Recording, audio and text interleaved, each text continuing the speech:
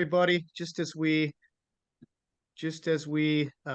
continue to admit some of our media members, I'll take this opportunity to acknowledge my colleague Ashley McClellan, Manager of Communications. She's going to be moderating the call. If you do have would like to request recording privileges, please hit record on your Zoom console, and she'll grant that authorization for you. And we'll get started officially here in just a moment.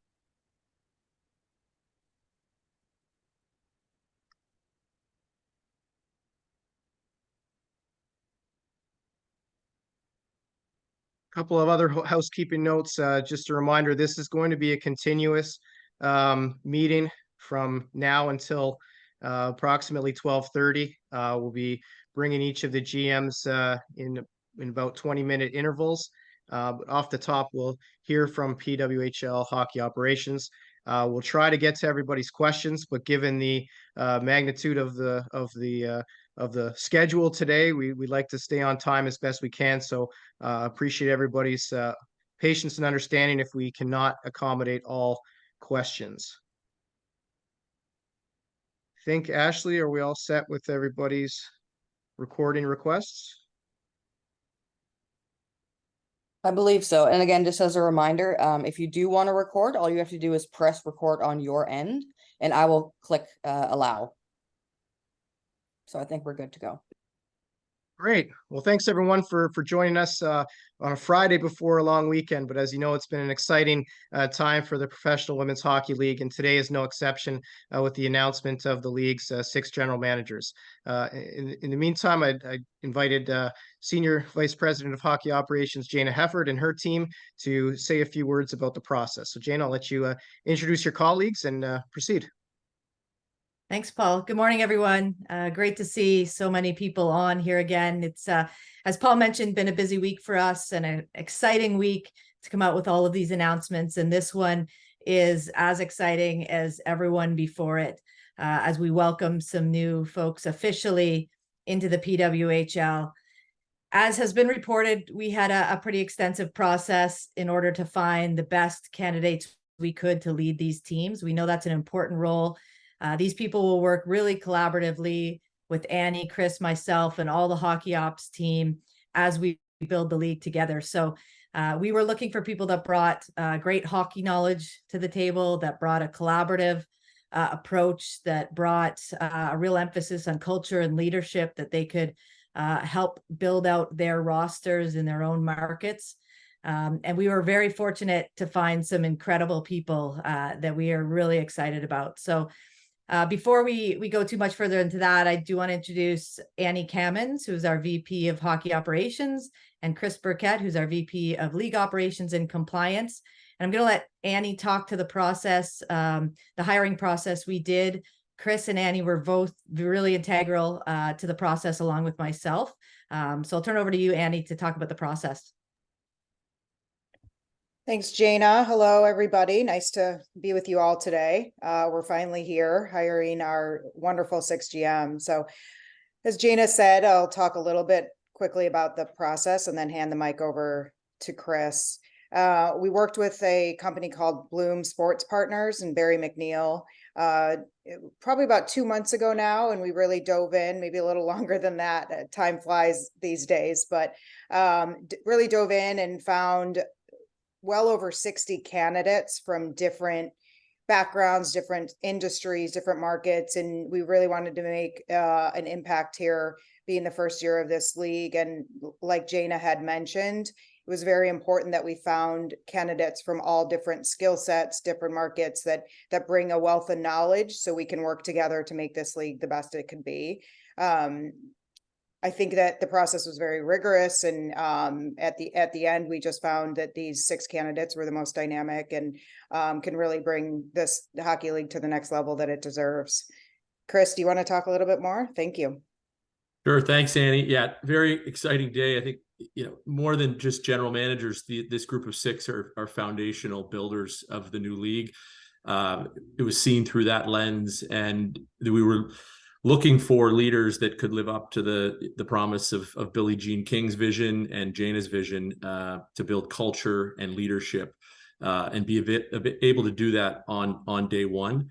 And as Annie and Gina indicated, we were looking for leaders that brought different skill sets to the table to be part of this exciting build phase, and who can contribute both in their local markets, but to the overall success of the league. And so, as Annie said, I think this group of 6 have inspired each of us, and it's incredible to be able to announce them today. Thanks, Chris and Annie. So I want to share that obviously today's a big day. Free agency will open at 1 p.m. Eastern time. And although we're announcing our GMs today, you can be sure that many of them have been preparing for days leading into this. We have an incredible amount of confidence in this group that they are going to hit the ground running at 1 p.m. today. This is a competitive group of people that is going to make this process over the next 10 days really exciting and really fun for all of us, including all of you, to follow along. And I think make it a really special process for the players. I don't want to lose sight of the fact that this is going to be an incredible moment for our players to be a part of something like this, where they will have general managers reaching out to them and trying to secure them within their organizations because they believe they can contribute to successful championship teams. So it's a really exciting moment and time that's going to open at 1 p.m. today. And we couldn't be more thrilled with the 6 general managers that we announced today. So before I open to questions, I just want to express a thanks to our 6 GMs. So Danielle, Marmer, Natalie, Darwitz, Danielle, Sauvageau, Pascal, Daoust, Mike Hirshfeld, and Gina, Kingsbury, who are going to be incredible leaders that are going to work together to build this league alongside us. Thanks very much, Gina, Annie, Chris. This time we'll take questions. We do have a few minutes to do so. I'll look for your digital hands and call upon you individually. Please unmute, introduce yourself, including your media outlet, and proceed. We'll start with John Worrell, please. Thanks, Paul. And this is for Gina. Nice seeing you again in another short little while. But the vision going back to the CWHL was always to groom women, in part to take on executive and coaching positions. What was that like in this process, seeing that vision come to fruition with this league? Well, I would say that, our goal here was to bring the most qualified people to the table. And we actually didn't discuss gender as it related to who we were going to select as candidates. But as you see, the candidates that did rise up, we have 4 women and 2 men, and those were simply the best candidates. So I think without having to put any limits on who we were going to hire, we knew that we had strong female and male candidates, and it was really about finding the best ones that fit into each market. And just as a follow-up, how quickly do you think Gina and Natalie Darwitz are going to renew the rivalries as executives? I think it's already happened. I think, as I mentioned, this group of general managers are all very competitive.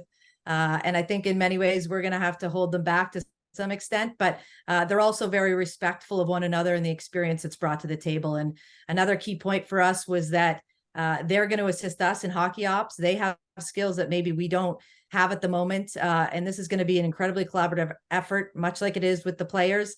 And they're going to bring skills to the table that are going to help one another and sharing best practices to grow each team. Thank you.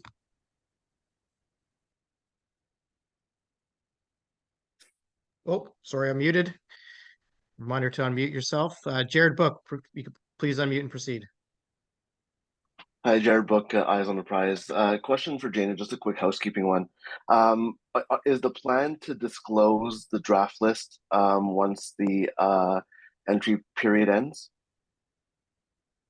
Yeah, I think after free agency, we will likely disclose that list. Yeah, so everybody can be aware of who is eligible and who is declared. At this point, obviously, the declaration process hasn't closed yet, but I can assure everyone that we've had an overwhelming response of players that have already declared.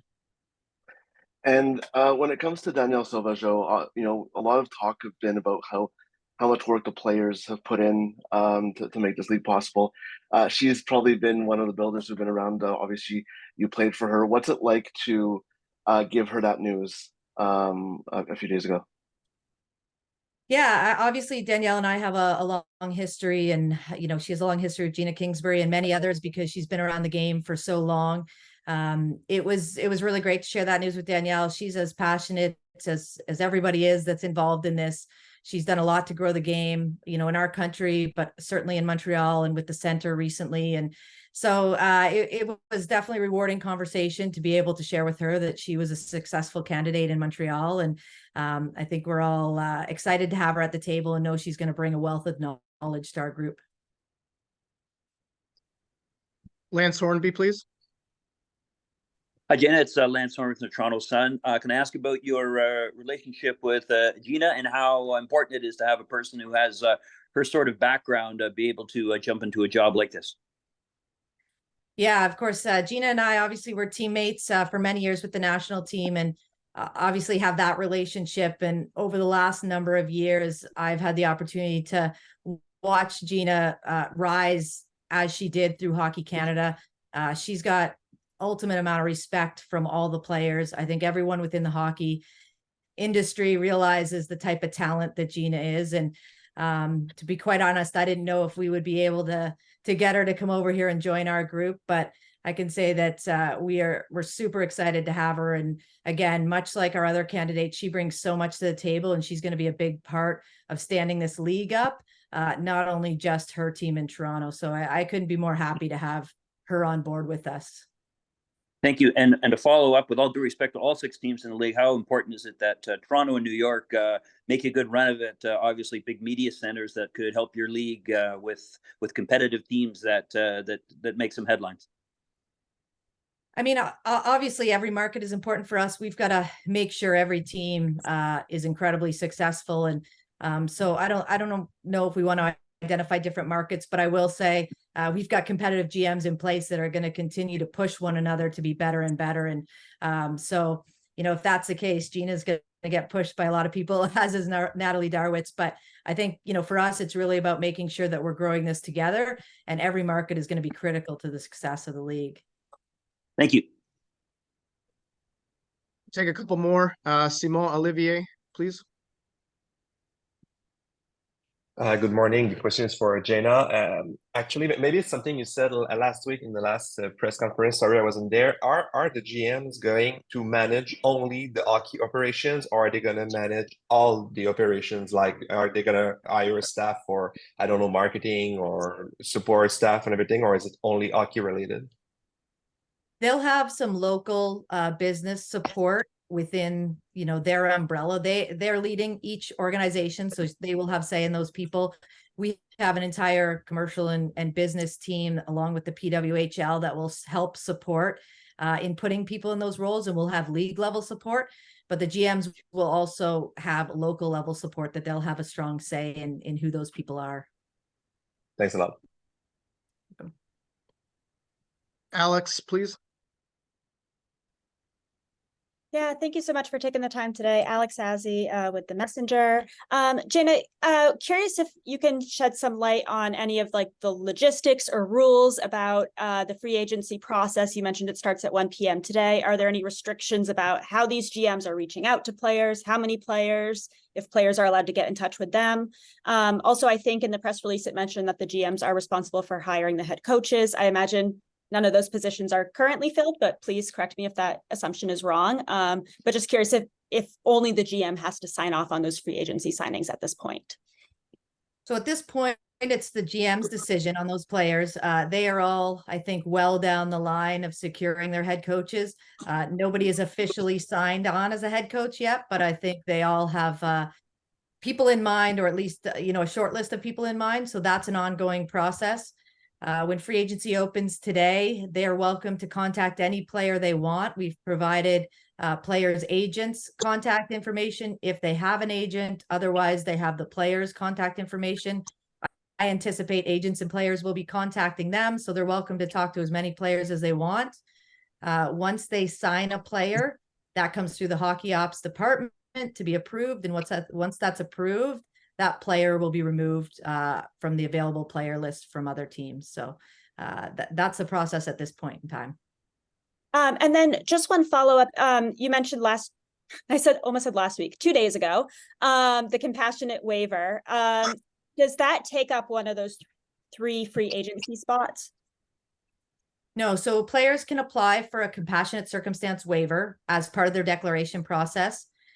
Those decisions will not be made until the end of the free agency period because we don't think that should impact a potential free agent signing. Once free agency closes, we'll be looking at those waivers and making decisions on them. And GMs will be aware in advance of the draft if any waivers have been approved and if there's any players that will be placed in their markets for tryouts. And who is it that is approving that at the league level of which players are getting those? That'll be myself and Annie and Chris. Got it. Thank you so much. You're welcome. We're try to get through the remaining hands. Ian, Jean-Francois, and Simon, and then we're going to wrap things for Jana. Please limit to one question only. Go ahead, please, Ian. Hi, Jana. Ian Kennedy from the Hockey News. I'm just wondering, with a singular owner, it seems there, the challenges of competition between general managers and for a championship this first year, it's a little bit different than in other leagues. I'm wondering how you think the inter-team trades, the competition level of all these general managers will play out in forming their own independent team identities and pushing to win the first championship this year. Yeah, I think, as I said in the outset, these are all competitive people by nature, and they all are going to want to win, and they're going to want to build their franchises. And if they want to continue to secure the best players that want to be a part of their team, then they're going to have to build an environment that players want to be in. So I think there's lots of reasons for them to try to rise above the rest. With that being said, there is an emphasis on growing the league and the collaboration that's going to occur. And we're going to try to, share those best practices to help each other. But I have no concerns on the level of competitiveness that's going to exist between these general managers and the teams they put in place. Thank you. Jean-Francois, please. Yes, my questions, hello, also for Jana. I'm looking at the 6 GMs that have been appointed, and a majority of them are originally from their local market. How important was that for you and for the league? And I'll come back with my follow-up question after that. I would say that wasn't taken into consideration. And when you look at the 6 general managers in place, I think 3 of the 6 are in their local markets and 3 others come from different markets. So certainly wasn't a priority for us. It was about getting the best people and putting them in the right markets for both them and the league. And sort of, we kept calling it a puzzle to try to make sure we could keep the top 6 candidates and make sure they fit into the 6 markets. And at least 2 of the GMs, Danielle Sauvageau and Gina, are already involved in other organizations, Université de Montréal for Danièle, and Gina is still with Hockey Canada. Will they be allowed to continue their respective engagements with those other organizations, or will they have to be 100% with their clubs? Well, this is a full-time role for all of them. That's what they've signed up for. Now, there are certain scenarios individually of opportunities that they can stay involved with. And you can speak to Gina further. Gina will have some involvement with Hockey Canada at the senior women's level, but has had to step away from some of her other responsibilities there. So I think each candidate's a little bit different, but this is absolutely their full-time employment, and their priority moving forward is with this league. Merci. Last one for Jana from Simon, please. Thanks, Paul. Morning, Jana. Simon Hopkins from the Ice Garden. We haven't seen or heard any of the team names or team logos that are to come. Is that something the league's been working on, or are the GMs going to be responsible for picking those names and building that brand identity for each of their own teams? It's certainly discussions that are underway at the league level. And we're trying to, as we've said in the initial press conference, work, sort of multiple paths at the same time. And so we have a lot of ongoing work and work in progress. And that's one of those things. Now that we have GMs on board and they're part of building this league, they will, you know, inevitably be part of those discussions moving forward. So I anticipate they'll have some input into what direction we go with those. But they won't be the sole decision makers with that process. No, it'll be a league decision, but you know, as I said, with their input. Thank you. Welcome. Thanks very much, Jana and Annie and Chris for your time this morning, and again to all of our media for your participation. We're going to transition now to our GM segments, and I'm going to begin by welcoming in Danielle Marmer, the new general manager of the PWHL Boston organization. Danielle, I'll wait for you to turn your camera on, and when ready, Yep. certainly want to offer my congratulations and thank you for your time this morning, and just ask you to share a few opening remarks about what this opportunity means for you. Yeah, thank you, Paul. Hi everyone, thanks for being on. This is you know, a tremendous opportunity to be part of this, but also for women's hockey. This is a pivotal moment in the history of women's hockey, and I am so humbled and honored to get to play a role in this. I'll take questions. Same rules apply, if you will, as far as please raising your digital hand. I'll call upon you individually, ask that you introduce yourself and your outlet, and proceed with your questions when ready. We'll allow a moment for the queue to compile.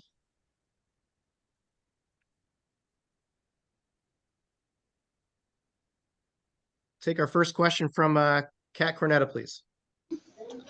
Congratulations, Danielle. I'm Kat Cornetta from the Boston Globe. Just wanted to ask a quick question about what you value in skaters as you enter free agency. I know you had told a colleague of mine at the Globe that you really valued skating skills. Is that one of the first things you're looking for? And in addition to that, what else are you looking for as you look at players? Yeah, I mean, when we're talking about hockey at the highest level, obviously skating is a significant component and an attribute that needs to be at the highest level to compete in a league like this. When I think about the players that I want to bring into my organization, let me start by saying I'm a product of the mentors that I've worked for, the organizations I've been a part of. Jim Montgomery with the Boston Bruins put it really well, and he says that in order to play at the highest level, you have to have hockey sense and you have to have courage. And he says the simple way of remembering that is head and heart, and that's something that, you know, I want to take with me when I think about building this team. We're dealing with the highest level of talent in women's hockey.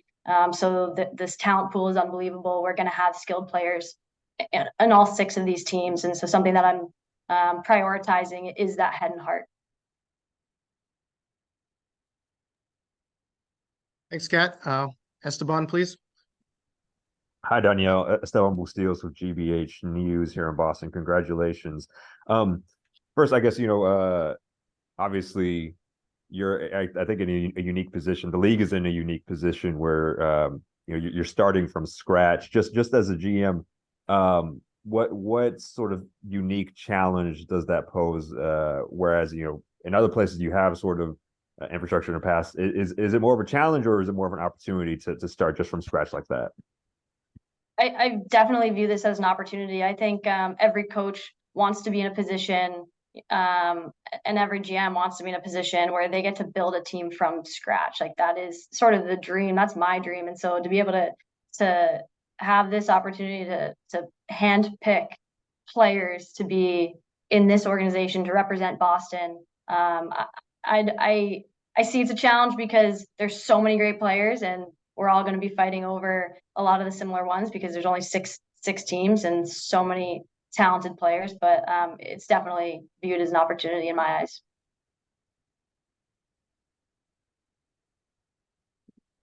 Take the next question from Oliver, please. Hi, Danielle. Thank you very much for taking the time, and welcome. I guess you're already in Boston, but welcome to Boston women's hockey. You're stepping into a hockey city that's put up 5 championships in women's hockey in the last decade. What's your plan to sort of keep that culture and keep that going, and sort of to follow that up? What's the likelihood that you're looking at bringing back some of those players, whether it be in the draft or free agency, that brought those recent championships to Boston? Yeah, Boston's a proven hockey city, men's and women's. Between college hockey, the pro teams that are here, being in a market that has 4 major professional sports teams as well. It's a championship city. I'm so excited to get to build a team in this city. The success for this team, it really does come from the teams that have played, the women who have played in the city before, the teams that have played here before. This opportunity and this team and this organization isn't possible without players who played in the CWHL, the NWHL, turned PHF, PWHPA, all of these leagues, all these players who have sort of built the foundation for the love of women's hockey in this city. I expect and I'm determined to continue that legacy. Amazing. Thank you. Thank you. Thanks, Oliver. Cameron, please.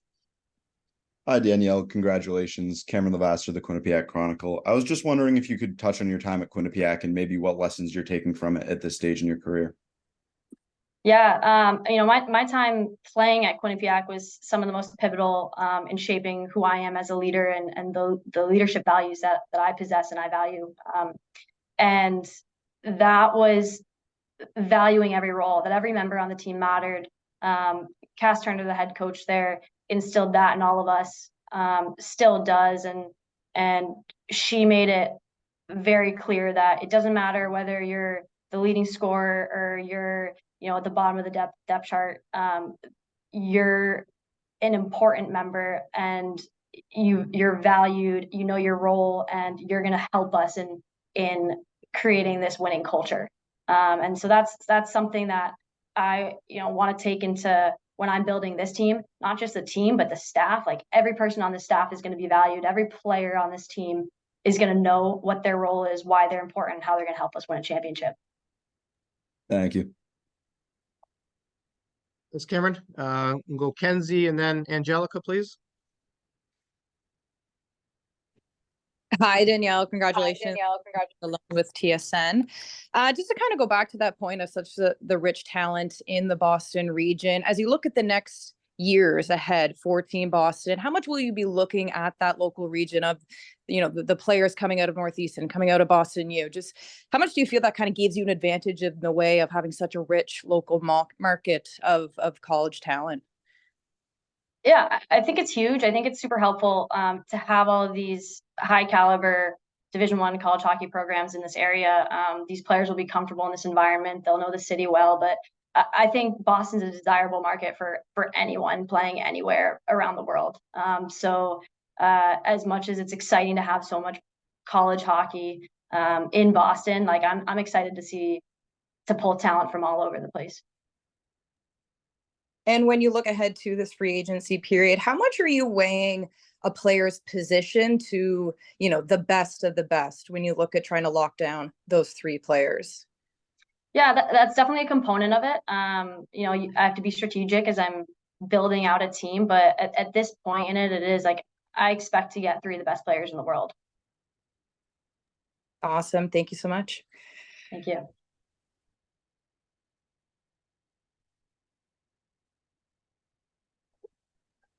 Angelica and Alex, please. Yep. Hi, Angelica Rodriguez from the Ice Garden. Just what can we expect with you in terms of getting your coaching staff together? Like, what is a specific timeline that we can expect, at least from Boston?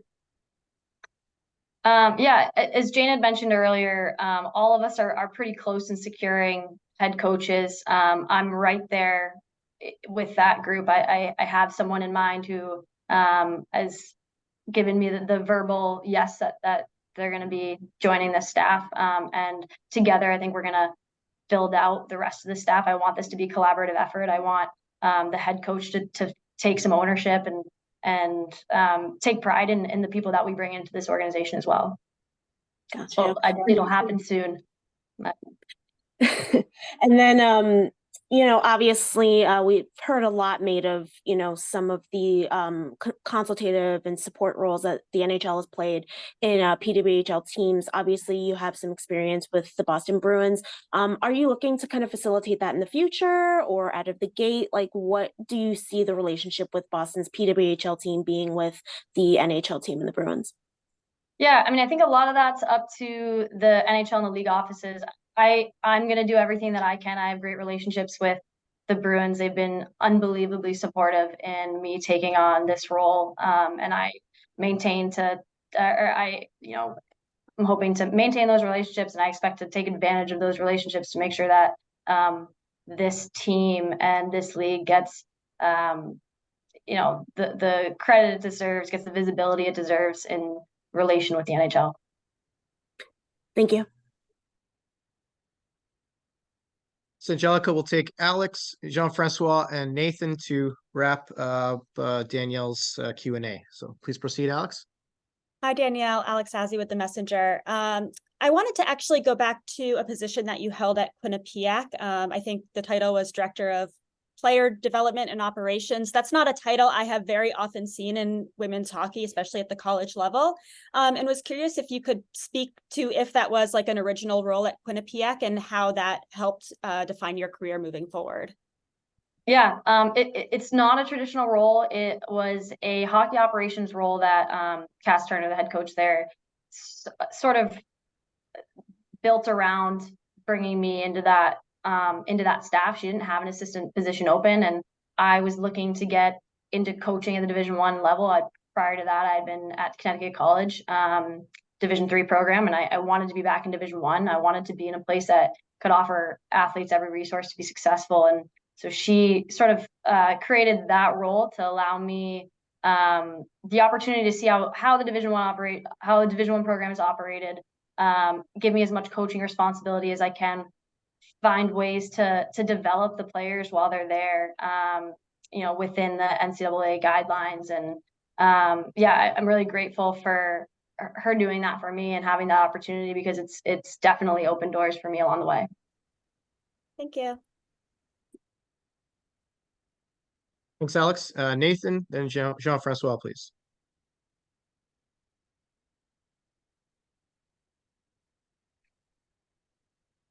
Nathan Vaughn, can you unmute and proceed, please?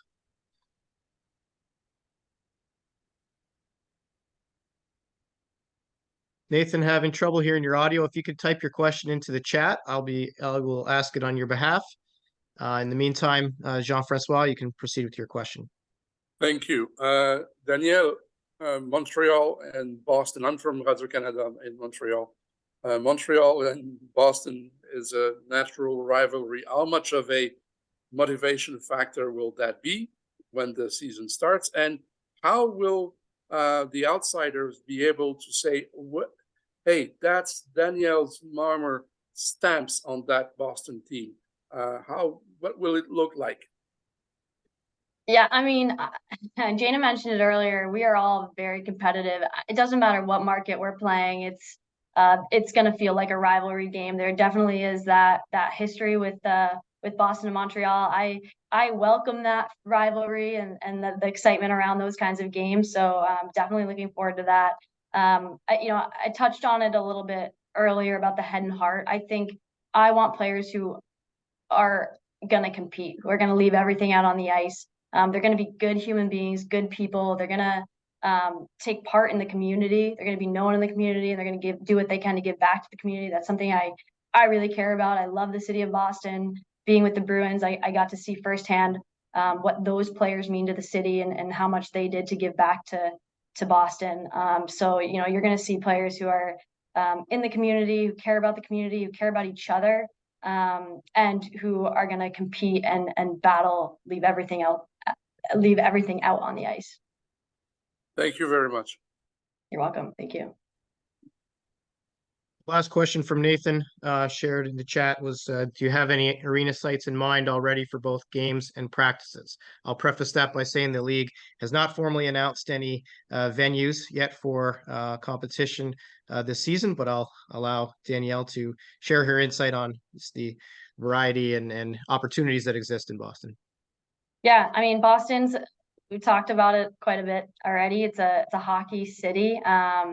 You know, there's so many opportunities and so many options for sort of state-of-the-art arenas and practice facilities. In communications that I've been a part of, I know firsthand that the facilities that we're talking about are going to be they're elite. They're at the highest level, and I think any player is going to be really excited to call one of those facilities home. Thank you, Nathan, for the question, and to all other media for your participation. Danielle, thank you for your time, and congratulations once again on the appointment as General Manager for PWHL Boston. Thanks, Paul. Thanks, everyone. This time I'll welcome in Natalie Darwitz, the new General Manager for PWHL Minnesota. And of note, the draft lottery results produced the first overall pick for Minnesota. So when Natalie, just first of all, congratulations and thank you for your time. And perhaps in your opening remarks, certainly no stranger to hockey in the state of hockey where you reside in Minnesota, with a long history, playing career and off the ice and coaching roles as well. Just maybe a few words about what drew you to this position and your outlook for year one in Minnesota. Thank you so much. I appreciate it. Appreciate everyone being on here. First of all, just thanks to the Walter Group, Billie Jean King, the league office, and Jana Hefford for this tremendous opportunity. It's an exciting time for women's hockey, and not only women's hockey, but just women's sports in general. As a little girl, just thinking about this whole opportunity as a little girl, I always dreamed of playing professional hockey, and that obviously dream could never come true. And now girls today can make that dream come true with this professional league. I'm excited for the women players as well. They are finally able to get the recognition and the opportunity they deserve. As a native Minnesotan, I'm honored and I'm thrilled to be named the general manager of the Minnesota team and build a team here in my home state. Our team joins the rich tradition of hockey in the state of hockey, and I'm excited to bring this level of women's hockey to the great fans of Minnesota, who I know will come out and support this team and fill the stands. So it's just a tremendous honor, and I'm super excited to get this going. Thanks, Natalie. I will continue to take questions. Take the first one from Haley Salvian, please.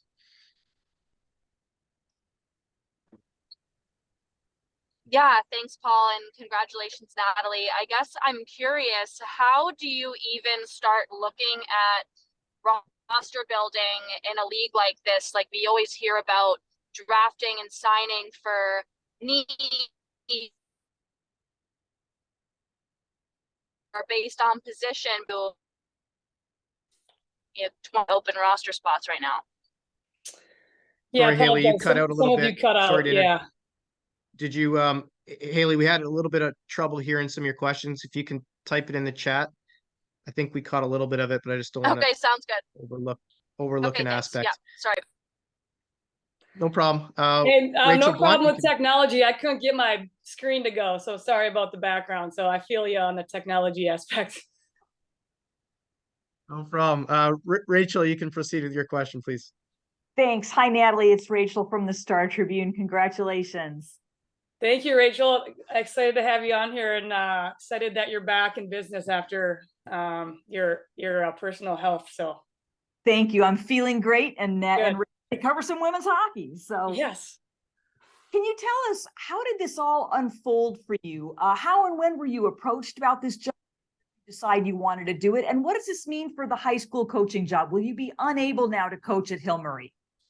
Yeah, great question. You know, obviously I'm a big fan and I've stayed involved in women's hockey, and Jana and company have done a tremendous job behind the scenes getting this thing going, many years in the making. And I was happy at the college level and with 2 little boys at home, and it was important for me to have a work-life balance. So college hockey was just a really good fit for me. And then with a good fit with Hill Murray to provide even more work-life balance, it was really important for me. But this thing came about really fast. About a month ago, I was approached to see if I had any interest in possibly being a part of this league and possibly being a general manager. And I'll tell you what, like the competitive juices and the heartbeat and the excitement, I don't think I've slept for a good month in a very good way, just because of the excitement and how special this is to me as a person. We didn't have this opportunity. Gina didn't have this opportunity. Many people on this call didn't have this opportunity. So to now be a part of it, obviously in a different route that we as little girls dreamed of going about and playing, to be a part of this was just something I could not pass up and I had to pursue. And I'm super grateful and super excited that it all worked out and I get to lead the Minnesota team. And unfortunately, yeah, this is a full-time position. This is professional. I'm all in, and unfortunately, this is my full-time job, so I will not be able to continue the other position at Hill Murray. Okay, thank you. Yep. Thanks, Rachel. Take next one from John, please. Hey, Natalie, John Worrell with the AP. You've already really expressed a lot of answer the question that I've had about, just what it's like to be part of this new league and something that you didn't envision. So I guess I'm just going to move on and saying, how difficult is it going to be recruiting Canadian players? I'm kidding. And what about, gearing up and being rivals again with Gina off the ice? Yeah, well, the good news is the first 3 picks are going to be interesting. And I don't know if I'll be able to grab any Canadians. I'm certainly going to try. But I think they're probably going to stay in those markets if I have to assume.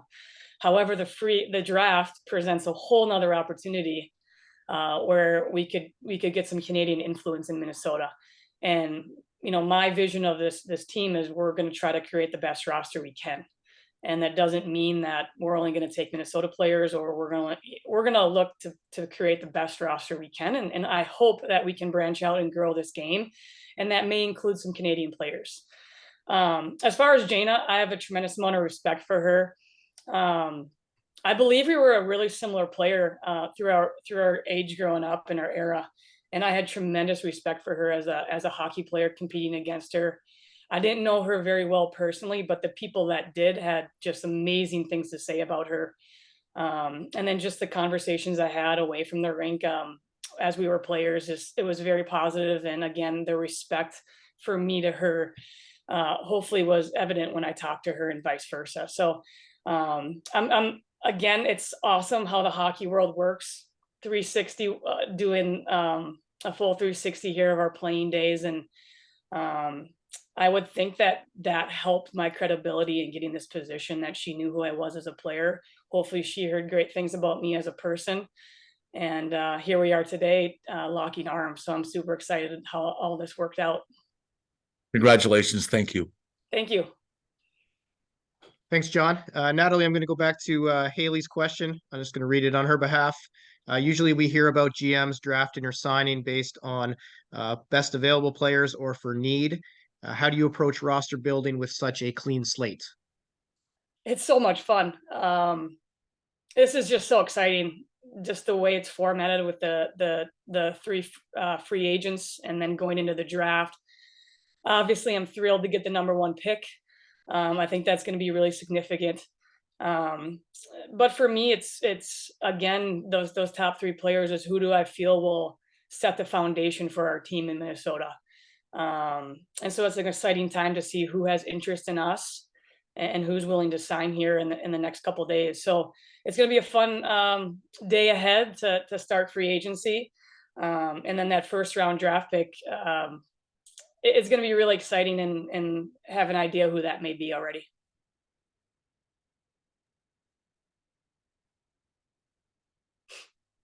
Thank you, Natalie.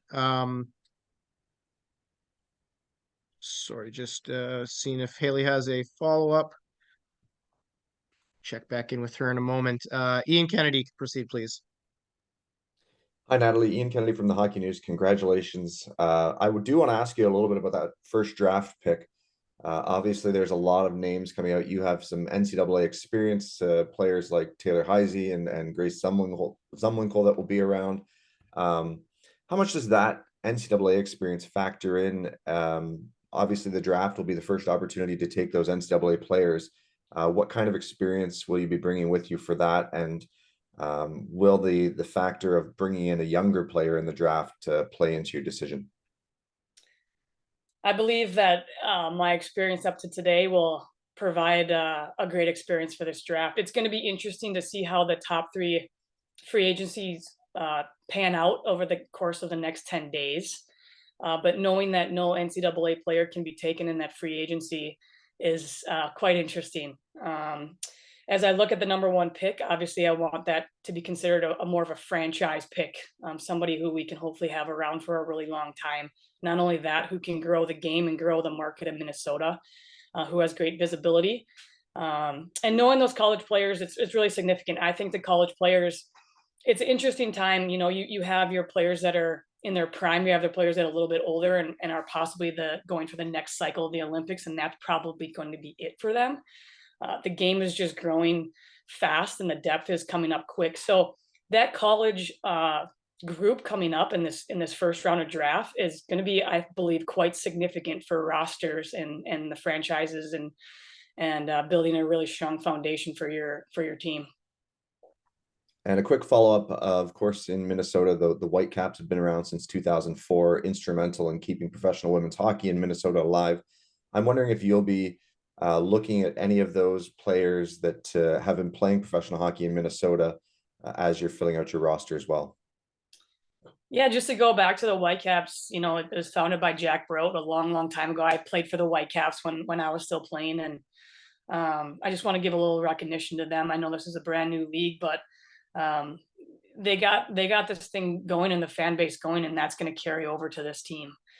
So I'm super appreciative of his work and what they've done for the Whitecaps. And certainly they had a lot of good players on their roster. And so we'll look to those players to see if we can puzzle them in our roster and if they would be a good fit.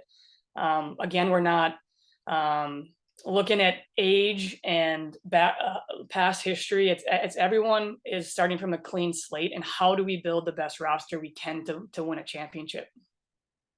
Thanks, Natalie. Yep. Thank you. Thanks, Ian. Next question from Alex Azzi, please. Hi, Natalie. Thank you so much for taking the time. Alex Azzi with the Messenger.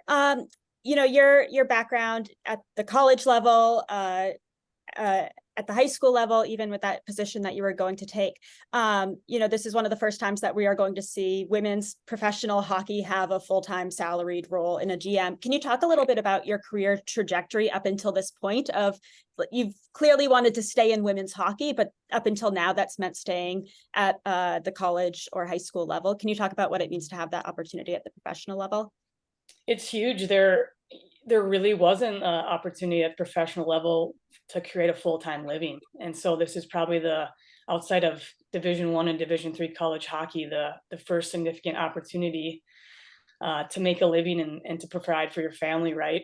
And so this is just a huge moment. This is a huge moment for the players, the front office, the league, little girls to dream. This is just a really significant moment, and I'm so honored and thrilled to be a part of it. And for me to wake up every day and pinch myself that I get to do this every day and build a team and lead a team. And I'm a builder. At my previous experience, you know, I was a D3 coach at a school in Minnesota, in St. Paul. And when I first got there, I don't think many people knew that they even had a women's hockey team. And 3 years later, we were in the NCAA Frozen Four. So I love to build. It's in my DNA. It excites me. It gets my blood flowing. And this is totally different because I get to now build with the best players in the world. How exciting is that? So I'm just a tremendous experience and totally grateful and honored. At the same time, this was a long time coming, right?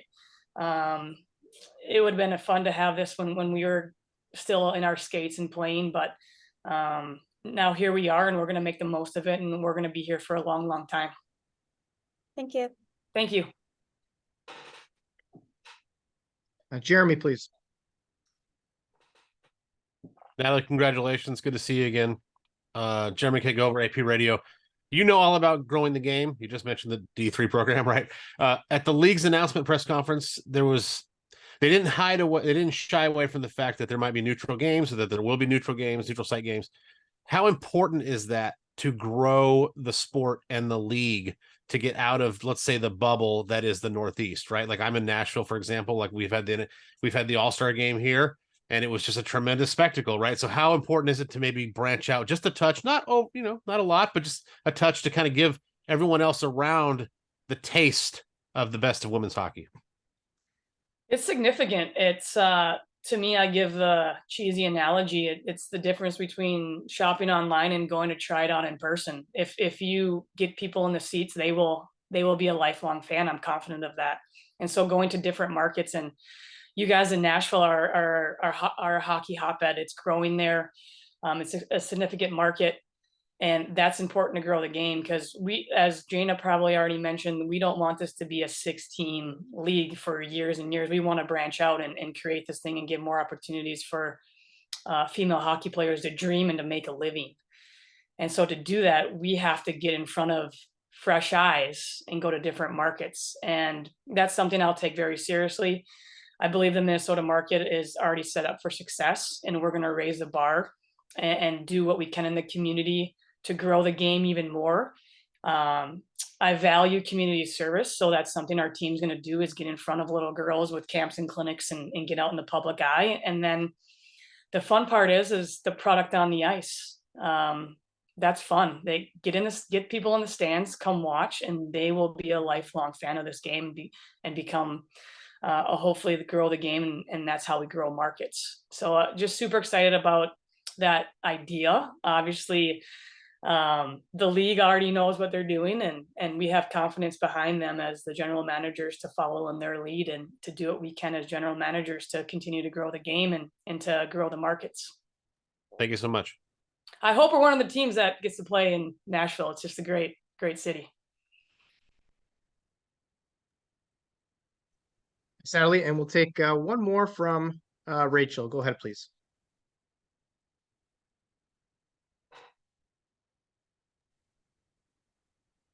Yeah, would you address the fact, Natalie, that we all, of course, in Minnesota, we love our locals.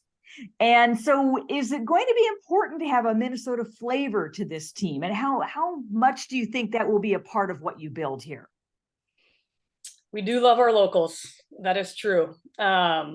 It's, I believe, a significant part of growing the game. Do I want to win? Absolutely. At the same time, I think we need to have a franchise that is marketable, and we have faces that are marketable. And for me, just having that vision, I do believe we have to have some strong Minnesota names.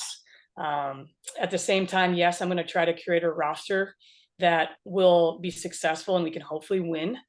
But at the same time, it is really important that there is some Minnesota flavor, as you say, to our roster. And so, again, a #1 pick is crucial to that. These top 3 free agency picks are also important as well to start that off on the right foot. Great, thank you. Thank you, Rachel, and to everyone else for your questions for Natalie. Natalie, congratulations once again on your appointment and the successful lottery win for the first overall pick that you'll make on September 18th. Thank you again for your time this morning. Thank you, and thanks for everyone who joined. Appreciate it. We'll now take a moment to transition and welcome Pascal Daoust, the new general manager for PWHL New York. Allow a moment for questions to build in the queue. Pascal, of course, is bilingual, so we will take questions in either English or in French for those that may have. Just please specify which how you would like him to respond. But as we await questions, I'll certainly offer my congratulations to Pascal. And Pascal, I'll ask you to say a few words about recent appointment and what you look forward to accomplishing in New York with the new PWHL franchise. Yes, thank you a lot, Paul. Thanks, everyone. Thanks especially to the PWHL for giving me this opportunity to join an amazing group, colleagues, people in charge of the league, but also joining an amazing group of players. As I mentioned earlier in another word, I was talking about the fact that finally they're going to receive the right name, being now Pro Women Hockey League.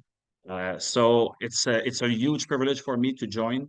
I've been lucky to work with a lot of people, great colleagues, people like Danielle Sauvageau is going to be an opponent to me. I've been working with her with the Carabin. I had the opportunity to work with women in my past, and also had the opportunity to be a general manager in the CHL for junior player. And I've been able also to use my ability and my experience to help NHL players and prospect to work and to develop them at their full potential, which is exactly what I want to bring in the New York organization. It's a privilege to be the general manager, but it's not something that will be done by myself. I'm not a one-man show. The spotlight deserves to be on the women. They are the real reason why we're going to do this. Already my phone is ringing, email are coming in because a lot of people that I know or that I don't know are asking and hoping to join the New York franchise. They want to join us. They want to work with us. They want to work with the best players. And I'm quite excited to receive all of that energy. And I look forward to compete on the ice, but also to help the six franchise working together to bring the league to the highest level. Thank you, Pascal. We'll turn to questions, beginning with Jean, please. Monsieur Daoust, bonjour. Bonjour. Vous allez travailler dans le petit marché sympathique de New York. Sentez-vous une responsabilité d'aller chercher des gros noms de l'équipe américaine pour justement, puisque c'est l'équipe de la région de New York? Puis, quelles sont vos connexions, vos relations avec les meilleures joueuses au monde? Oui, c'est une très belle question. Le privilège de représenter un marché comme New York vient aussi avec des responsabilités, vient aussi avec, en fait, un défi, un challenge pour moi, c'est une opportunité. De mettre des gros noms dans une grande ville, c'est une situation sur laquelle on va travailler très, très fort pour donner des noms dignes à cette ville-là, à cette franchise-là. Les connexions, ça peut paraître tout le temps drôle, hein, parce qu'on vient d'un milieu des fois qui peut être catégorisé comme étant du hockey masculin avec la CHL. Mais pour moi, j'ai jamais non plus nécessairement quitté complètement le hockey féminin ou le regard sur elle. J'ai passé plusieurs saisons avec les Carabins où on a performé sur la scène nationale. Je le mentionnais, on a gagné 5 médailles nationales en 7 ans. Et ces filles-là qui, à l'époque, avaient une vingtaine d'années, sont encore pour plusieurs dans cette ligue-là, sont encore pour plusieurs actives. Donc ça, c'est une piste. Mais au-delà de tout ça, il y a tellement de gens avec des connaissances, avec des contacts, avec de l'intérêt à travailler avec moi ou avec le groupe qu'on va mettre en place, que je fais confiance au reste du groupe pour qu'on amène le plus d'énergie ensemble. Puis on va débattre ensuite pour voir qui mérite de porter ce chandail-là et qu'on avance ensemble. Merci, Jean. Take the next question from Rick Menning, please. Thanks. Welcome, Pascal. You mentioned in your quotes from this morning, you mentioned the tri-state area and how important it is to have not only New York, but that entire region as part of, the mindset with this team. In view of the tremendous ECAC collegiate programs, both the women who have graduated from those colleges, such as Quinnipiacs, your Yales, your Cornells, your Princetons, you could go on and on. How important is it to you to have a tri-state pedigree within your roster? And is that kind of going to be your vision surrounding the foundation of this franchise? Well, building a new franchise from scratch is a huge privilege, and it's also giving us opportunity to put some print. And players coming from the Tri-City area, if we can have one of those, two of those, or as many of those that we can have, and building the best team, having athletes coming like I like to say stepping forward, not coming backward to an organization. I want the player to be our plan A, and I want the New York franchise to be her plan A too. So we're going to be having a look at it for sure. It's going to be a high criteria, but at the end of the day, we have a privilege also to build a team using the best female player all over the world. So we also need to be open mind, but with the heart, we need to keep an eye on our territory too. And just following up on that, what is your vision? What type of a character do you want this team to be? What do you have an idea as to what type of women players you want to see as not only part of your roster, but the way they perform on the ice? Do you have a particular philosophy approach to that? Yeah, well, you know what? I like people that is reaching excellence. Some are trying to target at perfection, but perfection it's quite difficult to reach. But excellence in whatever you're going to do, it means that mistakes will happen. Okay, and we have to deal with that. And mistakes makes you grow. Challenge makes you grow. But we're going to reach excellence for sure in everything that we're going to do, from practice habits, from the off-ice routine, on-ice routine, and also the way that the girls will have to behave together. Because as a group, it's always easy at this time of the year. It's always easy and exciting to accept whatever the coach or whatever the GM will propose or offer. That's not the time where challenge is coming. Challenge will come normally in December, and then in February and March and playoff. And you need players to show leadership, to show that they're there before themselves. They're going to be there for the team, for the franchise, for the main goal, which is to have a smile at the end of the season, having the arms way up in the air. Thank you. You're welcome. Thanks, Rick. We'll take our next question from Simon Olivier, please. Bonjour Pascal, Simon-Olivier Lorange de la presse. D'abord, félicitations pour la nomination. Je pense que c'est pas un secret que tu n'étais pas sur la carte de bingo de grand monde pour être nommé GM ce matin quand on regarde certains des autres noms. Peux-tu nous parler un peu du processus entre justement quand il y a eu l'appel de candidature et le fait que tu nous parles ce matin? Comment ça s'est passé? Écoute, appelons ça la magie de Disney, peut-être, je ne sais pas. J'étais justement avec la famille à Disney quelque part fin juillet, début août. Ça a commencé par une perche qui arrivait pour dire hey, aurais-tu un intérêt à retourner au niveau du hockey féminin? Puis il y a une position au niveau de direction générale qui pourrait être intéressante. Puis il y a une ligue aussi qui se met en place. Et tout ça a commencé à ce moment-là. Il y a eu une fenêtre de temps pendant laquelle ça a été plus tranquille. Le temps a filé. Puis, à un moment donné, on a eu un appel dans les derniers jours, il y a au-delà d'une semaine où un premier appel a été fait pour dire est-ce qu'on peut se parler, est-ce qu'on peut se rencontrer officiellement. Puis de là, tout a déboulé extrêmement vite. Comme je l'aurais mentionné, j'étais pas du tout à la recherche d'un travail. J'ai jamais voulu me chercher un travail dans la vie. J'ai tout le temps voulu me chercher un projet. J'aime m'investir dans un projet. Et il y a des opportunités qui m'étaient présentées par le passé pour lesquelles je n'avais pas nécessairement ce désir-là. Et ça, j'appelle ça un vrai projet, j'appelle ça une vraie opportunité. Et ça l'a fait en sorte qu'il y a quelqu'un qui a créé Bingo, mais qui ne s'attendait pas à me voir là.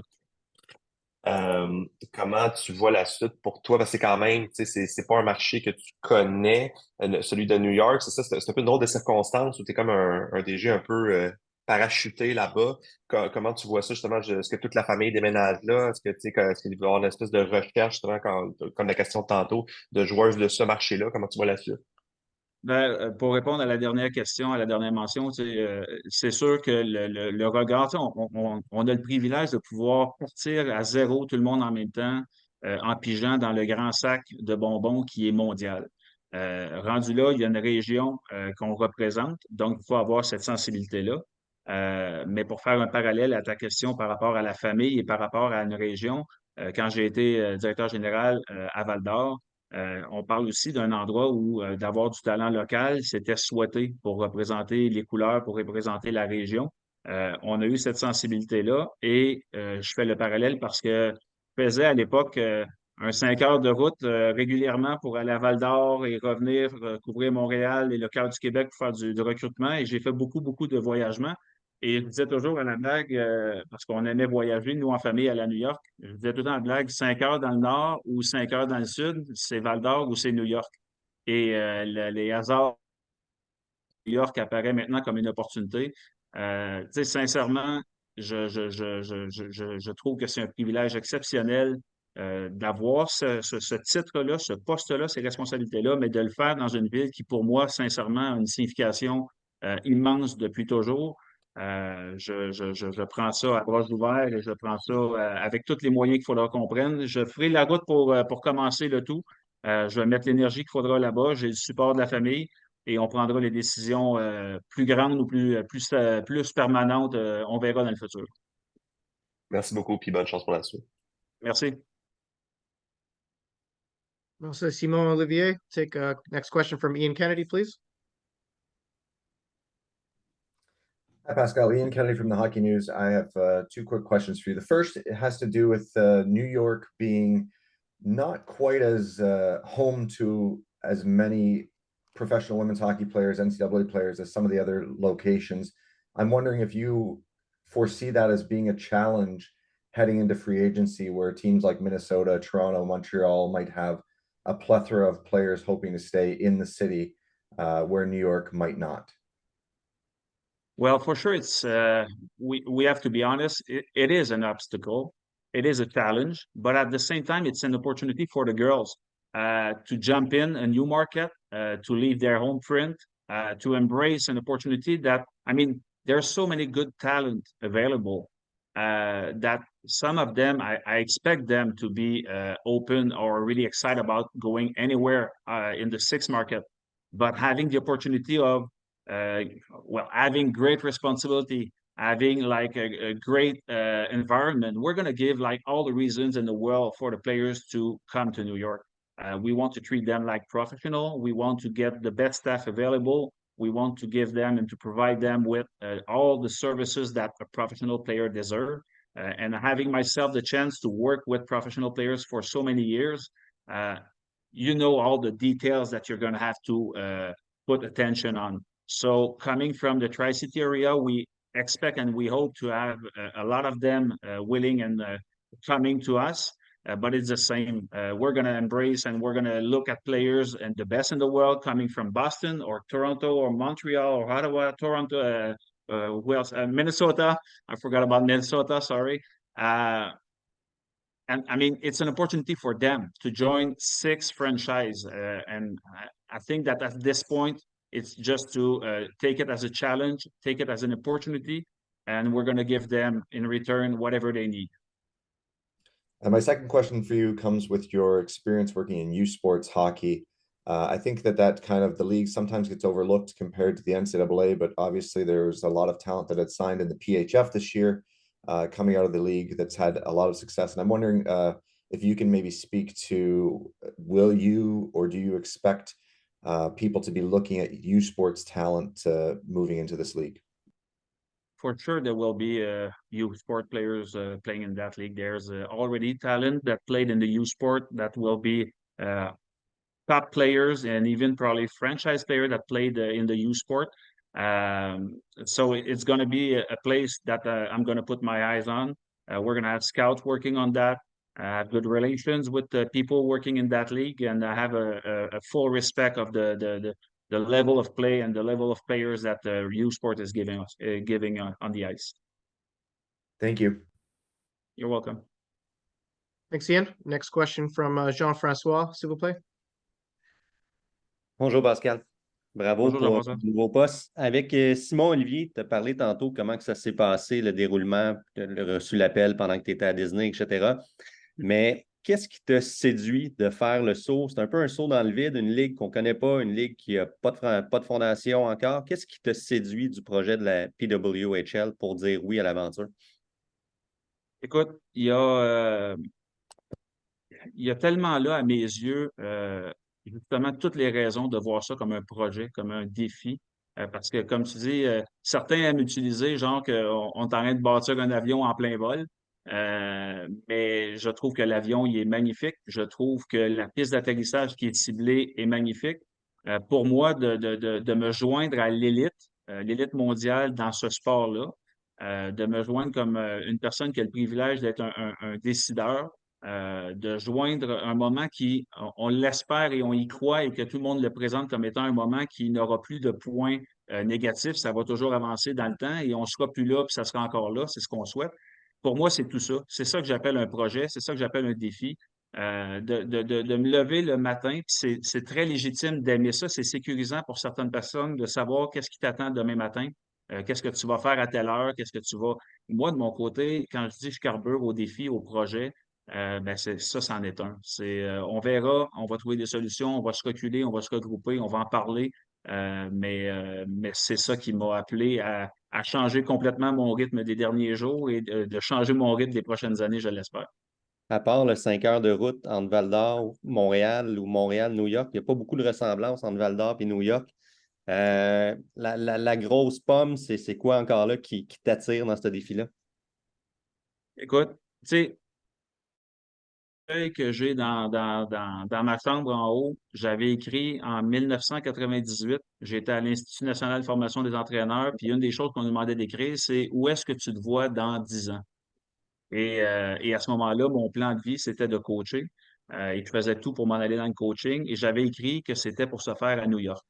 Par contre, 2 ans après ça, j'ai eu un premier enfant et les autres ont suivi.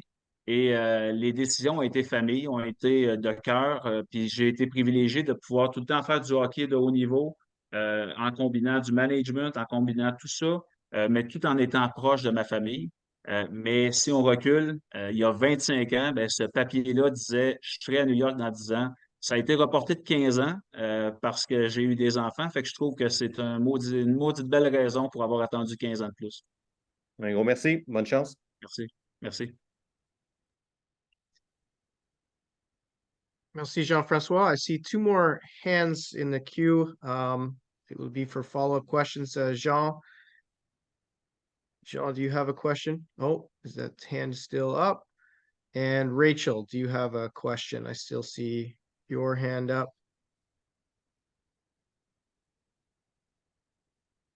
I'm going to guess not. So I think at this point, unless there are any further questions for Pascal, I'll offer another moment for someone to join the queue. Isabel, ATA, please proceed. Isabel, you're muted.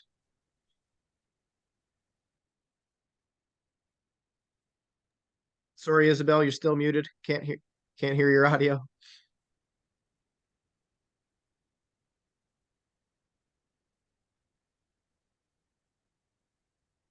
Sorry, Isabel, can you please unmute and proceed? I was There we talking, go. sorry. I had the video on, but not the song on. Sorry about that. Pascal, Daoust, félicitations pour votre nomination. Isabelle Etier, femme de hockey. Vous n'êtes probablement pas le visage ou le nom qu'on s'attendait en premier. Vous avez travaillé avec Danielle Sauvageau. Vous la connaissez quand même bien. De quelle façon vous voyez justement la compétition avec la directrice générale de Montréal? Écoute, Danielle, c'est une compétitrice. Je pense aussi que j'en suis un et c'est ce qui fait que dans la vie, on a eu l'opportunité aussi de travailler ensemble. Mais je sais aussi que les 4 autres DG sont des compétiteurs. Donc, de travailler ensemble, de travailler, comme je disais tantôt, pour moi, la mission d'une ligue comme celle-ci, ça va être d'être extrêmement collaborateur pour le bien de la ligue. Pour mettre en place des bases qui, dans le futur, seront solides et seront éternelles, appelons-les comme ça. Mais de l'autre côté, une fois sur la glace, il y aura des athlètes, il y aura des entraîneurs, il y aura des décisions de direction qui seront prises pour qu'on offre le meilleur produit, qu'on obtienne le meilleur résultat. Mais travailler avec et ou contre Danielle, pour moi, le respect va demeurer le même. Et l'ouverture de collaborer ou de se challenger sera toujours là aussi. Bien, bonne compétition, puis bonne saison. Merci, merci, merci. Merci beaucoup, Isabel, and thank you to everybody for your questions and time this morning. And to, of course, Pascal Daoust, the newest general manager in New York, Tri-City area, and the PWHL. Thank you for your time and congratulations again on your appointment. Thank you. Thank you, everyone. This time we will start welcoming in Gina Kingsbury, has entered the mix here on video. You can see her on your screen as we compile questions for Gina. She is bilingual, so questions in English and French, just as we did for Pascal, are welcome. Just please specify the language you'd like her to respond. I'll begin in English, of course. Gina, maybe just a few words to share your excitement for this new position, and of course, congratulations on the appointment. Thank you, Paul. I don't even know where to begin. That's how excited I am on this incredibly historic moment in the women's game, and to be in the position that I'm in. I'm extremely grateful for the league for believing in me and allowing me to play this position, and then certainly very grateful for the support that I've received through Hockey Canada and the experiences that I've been able to gather over the last 5-8 years being in a management position with Hockey Canada. I feel ready and excited about the opportunity and the challenges that will come. Just really, really thrilled for this next chapter in the women's game. And it's where my heart's at, my passion's at, and certainly really looking forward to the growth of this game. Thanks, Gina. We'll take questions as we're halfway through our availability. I'll just offer a reminder again for folks to please introduce yourself and including the specification of your media outlet, just so that folks in our community can get to know everybody and who they are representing. First call on Kevin McGran, please. Hi, Gina. Nice to meet you. Congratulations on the post. A couple of questions for you, if you will. What will the stamp on your team be? What kind of hockey will it play? It's on the ice. I believe in fast play, fast decisions, entertaining game, obviously extremely skilled. But I do think the identity of the franchise won't only carry on the ice. I believe in a culture around a team, a great culture, a community look, making sure that we are part of the great community of Toronto. So I don't want to just be known for what we do on the ice, but I think there's a lot of great things that we can accomplish on both sides. But a fast team that is extremely competitive and that never gives up and that plays with a lot of pride and that are very connected. And what do you hope the relationship will be with the Maple Leafs over time?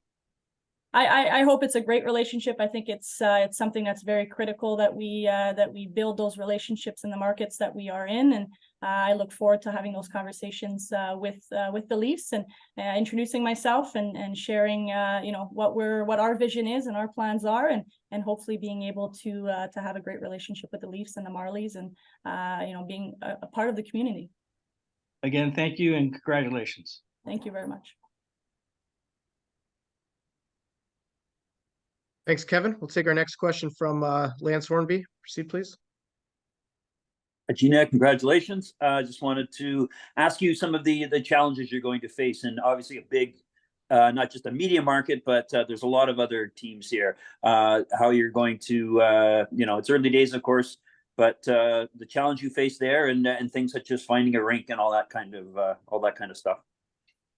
Yeah, just on the rink aspect, the league is definitely in the works of all of that. So I'm very confident we'll find a great home and we'll be able to call a great place home for us. I think the challenge is I think a lot of the other GMs alluded to it. There's just a lot of talent, so it's a puzzle that you have to piece together. And once you see one athlete heading to secured in one center, it changes the puzzle a little. So you're constantly adjusting and seeing how you can build your team, and these free agency period is it's a very interesting way of doing things where you get to have 3 players to start your franchise. So it's building the puzzle that's challenging, but everyone's in the same boat in that sense, and really look forward to building this franchise and this team.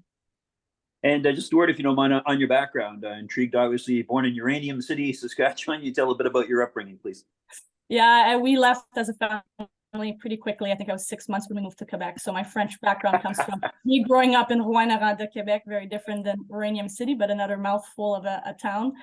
Played hockey with, boys hockey growing up in Quebec, played for Team Quebec, went to university at St. Lawrence University, played on the national team for 10 years.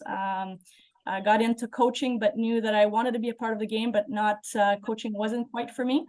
So I think management of GM is really a role that I feel very comfortable in, and it's really a bit of a purpose for me. So I really feel good about where I landed in my career. Thank you. Thanks, Lance. We'll take the next question from John Warrow, please. Thanks, Paul. Hello, Gina. John Warrow with the Associated Press. Hi, John. Yes. How do you envision your first talks with a U.S. player? And how do you shed your Hockey Canada thing? And how do you think, given the rivalry, your talks with in trying to recruit U.S. players are going to go? I'm half kidding. Yeah. I think it's really important to connect with your athletes, and I think that's something that I'm fairly good at. So I think the plan is to literally call everyone on the list pretty much for the next 10 days, because even if they're not going to be part of the free agency piece, I do want to connect with all the athletes, and I want to introduce myself as Gina Kingsbury, the GM of Toronto, and share my vision with what our plans are in Toronto and what we're looking at, who we're bringing in terms of our staff, how's the culture going to be, what type of family are we going to build, and then that's important. So I think that's how I shed maybe my Hockey Canada, and I don't know if I want to shed my Hockey Canada either, but I do want to introduce myself as a GM of Toronto, and I carry a lot of who I am and what my beliefs are and my values from my experience with Hockey Canada.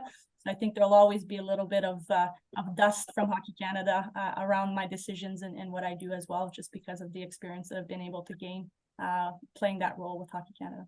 I perfectly understand, and I guess you played against Natalie Darwitz back in the day. What's resuming that rivalry going to be like at the executive level? Well, that rivalry never dies.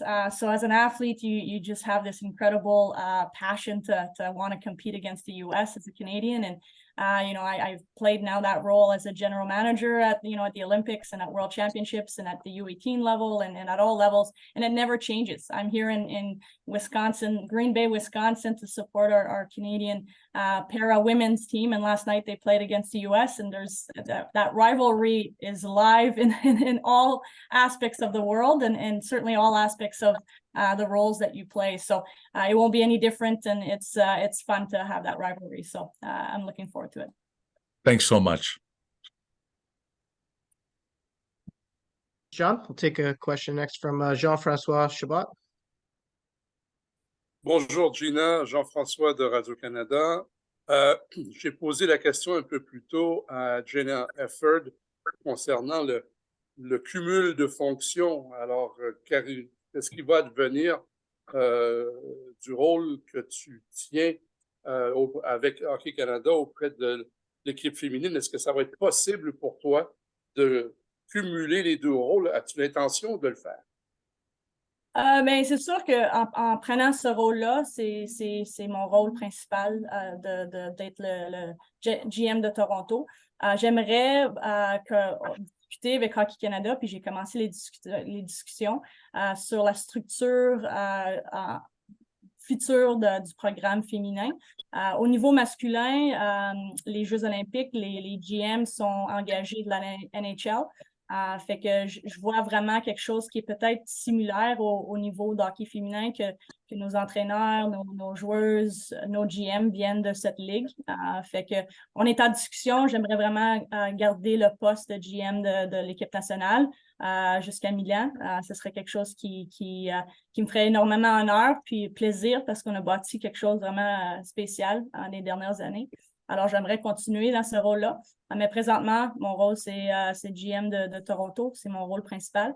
Puis, si j'ai l'opportunité d'avoir un contrat court terme, de pouvoir faire les championnats mondiaux ou les Jeux olympiques, j'aimerais bien ça.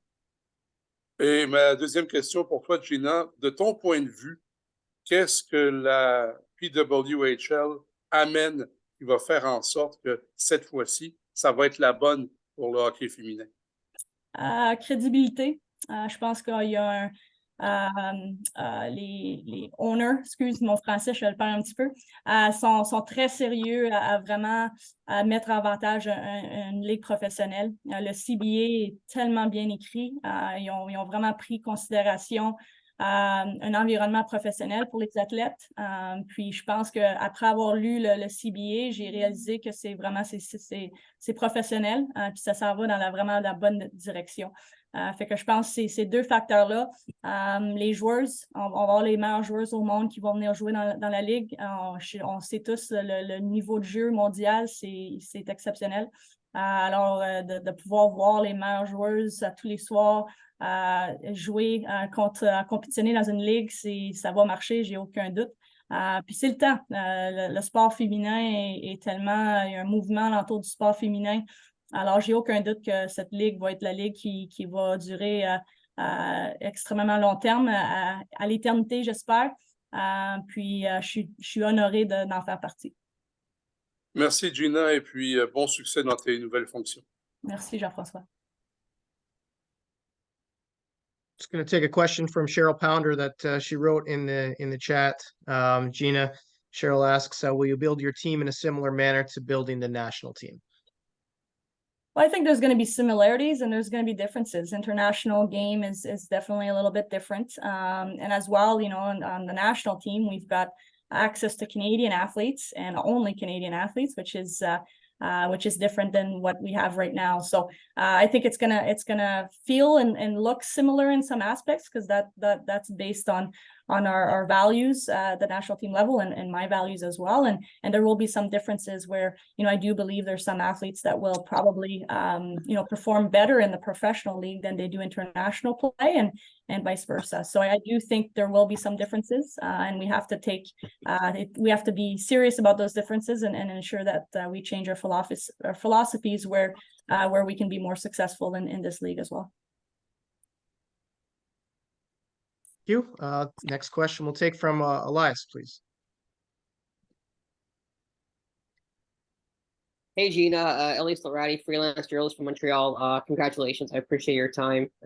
How hard do you think it will be to compete in a city like Toronto, where you have the Marlies, where you have the Leafs, to really get the, you know, fans coming to the arena to watch your team play?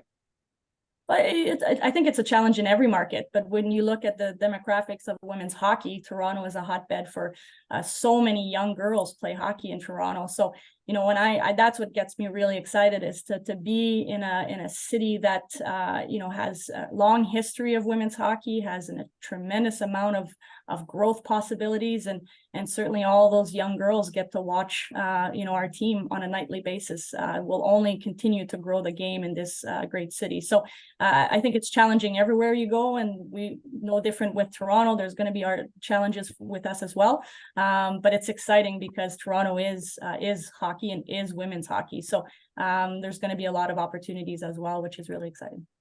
Thanks.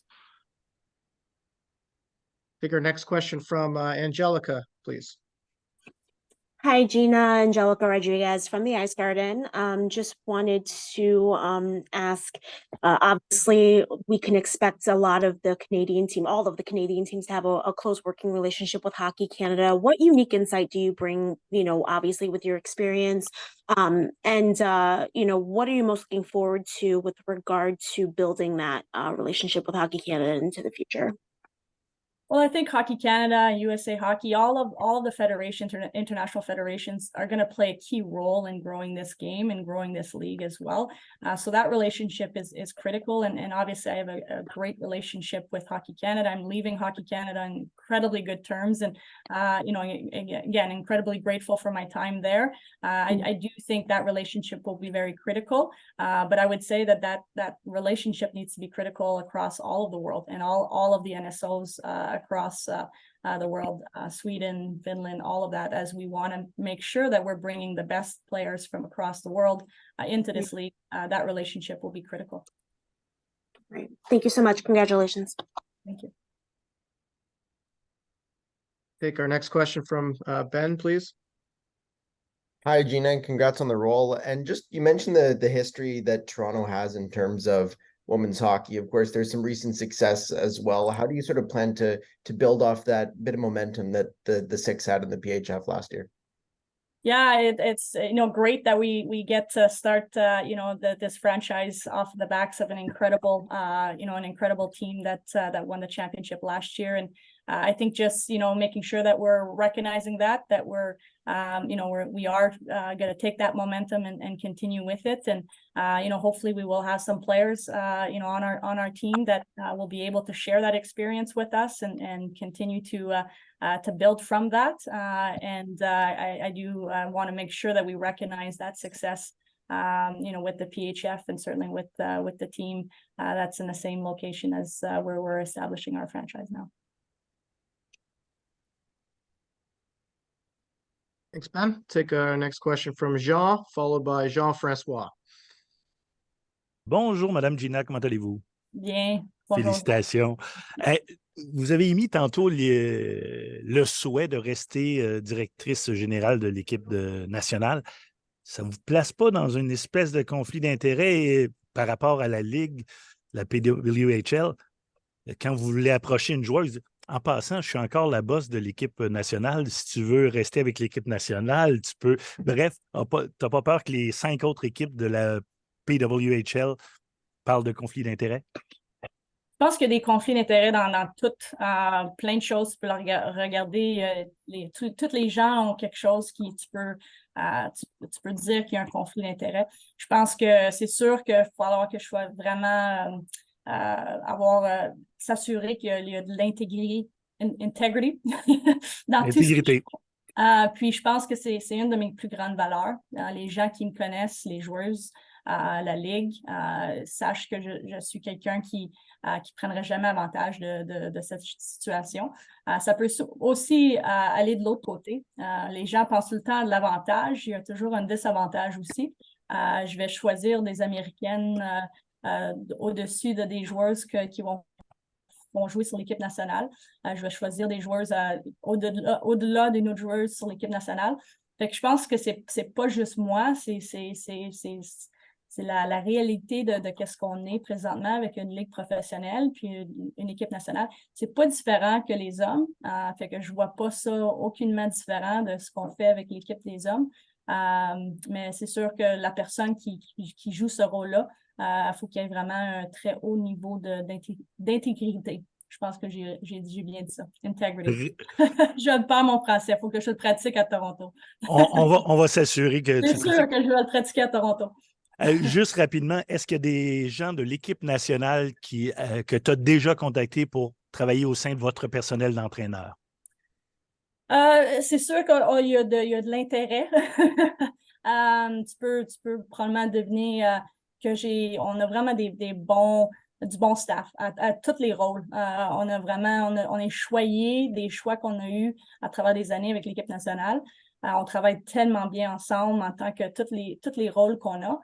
C'est très difficile de ne pas m'incliner vers les gens qui ont fait partie des Jeux olympiques, qui ont fait partie des championnats du monde, dans tous les métiers. C'est vraiment, on a tellement on a toujours des bons staffs que c'est vraiment, c'est sûr que je suis inclinée à engager les gens que je travaille bien avec. Qu'est-ce qui inclut les entraîneurs, puis l'entraîneur que je pense que tu penses le nom que tu penses. Bonne chance. Merci. Bonjour, Gina. A couple more. Jean-François Chaumont, followed by Alex and Haley.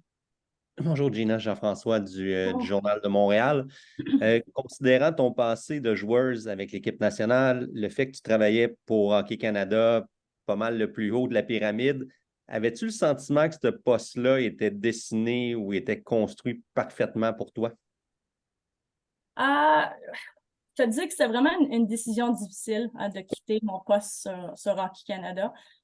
J'ai eu l'opportunité de travailler avec les paras, les hommes qui s'en venaient. J'allais avoir une opportunité. C'est un poste idéal. C'était le plus gros poste que j'aurais pu avoir d'un sens sur le niveau national. Puis quand cette opportunité-là est venue, j'étais très curieuse parce que ça me décrit vraiment bien le job description. C'est exactement ce que j'adore faire. C'est vraiment, ça s'enligne avec mes qualités puis mes forces. Mais c'est quand même un saut à faire. C'est quand même de quitter un poste qui est extrêmement quelque chose qui était vraiment important pour moi, que j'ai vraiment aimé faire. Puis j'étais très honorée d'être dans ce poste-là. Ça devrait dire comment que je suis excitée pour la Ligue. Puis que j'ai autant confiance dans la Ligue de quitter mon poste pour ce poste-là. Mais je suis excitée. C'est vraiment c'est un poste idéal de pouvoir commencer à tout niveau à engager ton staff, à drafter ton équipe à toi, vraiment du bas en haut. C'est très excitant de pouvoir faire ça. C'est rare que tu as l'opportunité de commencer ça du début, comme on fait aujourd'hui. Dans ton jeu de cartes, là, disons, il y en a une très importante, celle d'Hockey Canada, de connaître les joueuses de A à Z du programme. À quel point tu crois que ça peut être un avantage pour l'équipe de Toronto? Question de séduction au début avec certaines joueuses. C'est sûr que pour moi, c'est un avantage de connaître comme la dynamique aussi. Souvent, c'est facile de voir, d'évaluer une joueuse de hockey puis de dire elle est à ce niveau-là, puis elle jouerait bien avec cette fille-là ou la combinaison. Moi, je connais la personnalité, je connais la dynamique, je connais qui vont bien matcher ensemble, qui va bâtir une bonne équipe. Je pense que c'est un grand avantage d'avoir la personnalité derrière la joueuse. Puis je pense que je vais utiliser cet avantage-là, c'est sûr. Puis je pense que ça va nous aider à Toronto. Merci beaucoup. Meilleure des chances. Merci. I see more hands than we're going to have time for, but I will take last two from Alex and from Haley, please, and then we're going to move along with Mike Hirshfeld in Ottawa. So please go ahead, Alex. Hi, Gina, Alex Hazzy with the Messenger. I know that you're looking forward as a GM, but curious, given your unique experience with Hockey Canada, I'm curious if you could shine a light on what impact you expect this league to have on national teams. I'm just thinking of the fact that in the past, we've seen the US and Canada both centralize ahead of the Olympics. Curious for your thoughts on how this league may or may not impact that type of thing moving forward. It's going to have an incredible impact on everything, on the whole landscape of women's hockey, positively, and also just adjusting the structure and everything that we do moving forward from an NSO perspective. The centralization will not look the same. I can tell you that for sure. There may be an opportunity to centralize a month or whatnot, but it won't be the same structure at all. So it's the advantage of Hockey Canada to take advantage of this league and what this league will provide, which is, competition on a daily basis and professional training and everything surrounding the athletes, which will only elevate the game and will obviously elevate Hockey Canada and its team.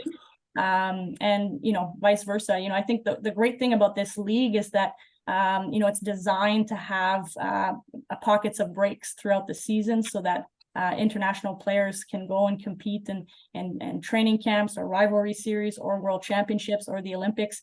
It's not a league that is ignoring the fact that these athletes do want to represent their country. They do want to play at the highest level, internationally. And the league has been designing it for it to happen. So I think it's a perfect marriage between, international play and this professional league. So I think it's going to have an incredible impact on the game internationally, and looking forward to seeing it for sure.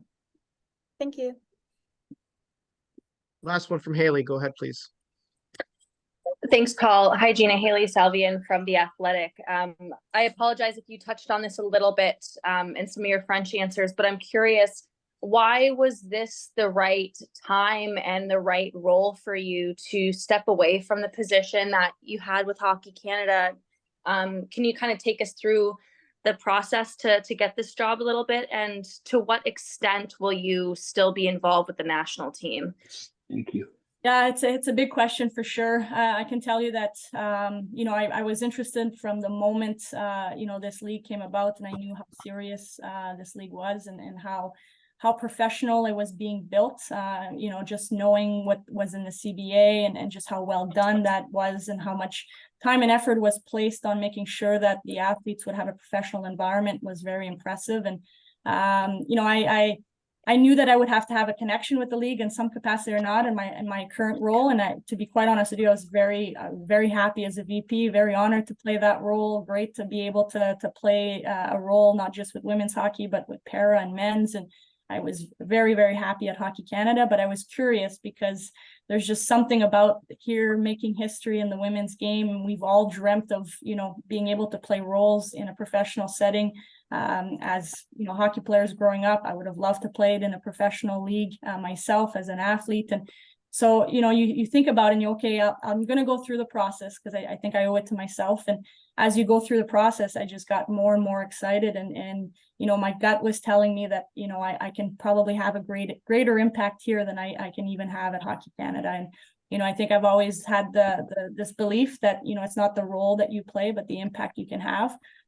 So that I reminded myself of that when I was leaving a vice president position, for this job, because I think I can have a greater impact here, and I'm looking forward to that. So, but that should show the vote of confidence I have in the league to leave a position of that magnitude, and how happy I was at Hockey Canada for this new adventure. So that's kind of the process, and I took a leap of faith, and I believe in women's hockey, so I'm all in for women's hockey.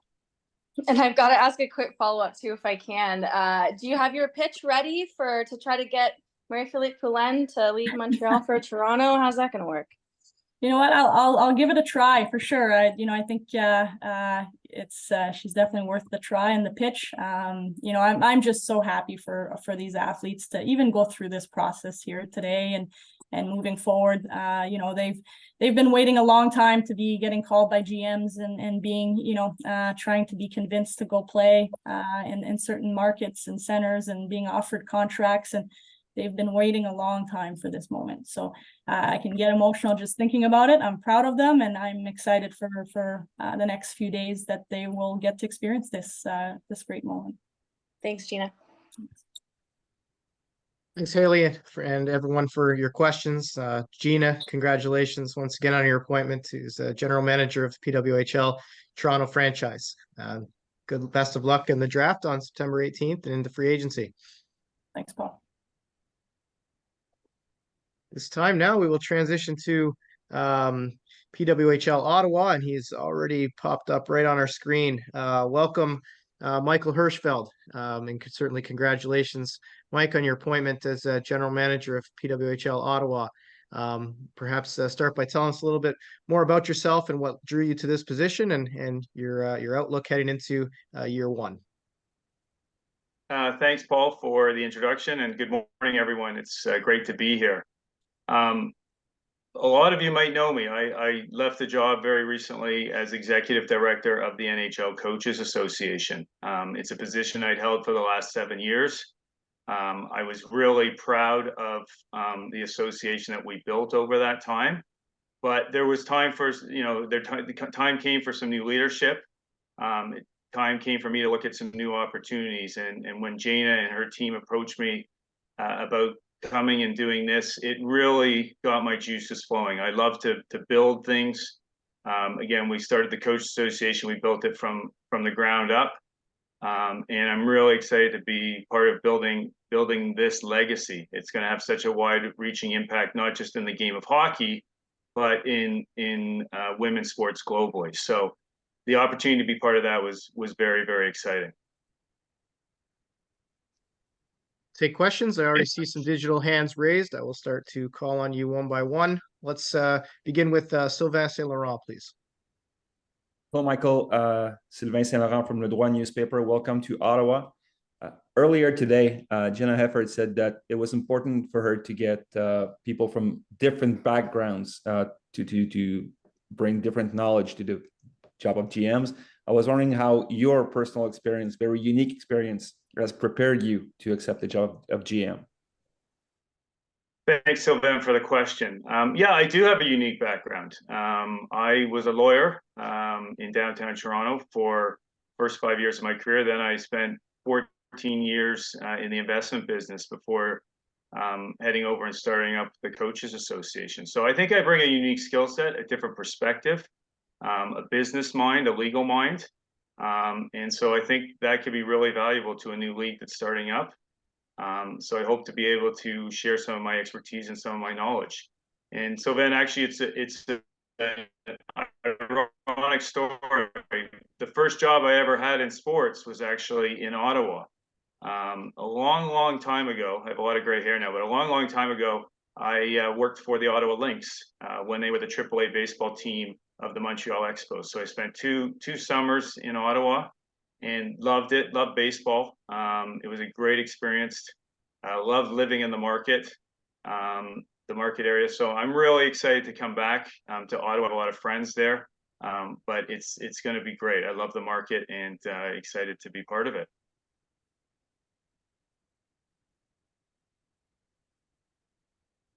Any follow-up, Sylvain?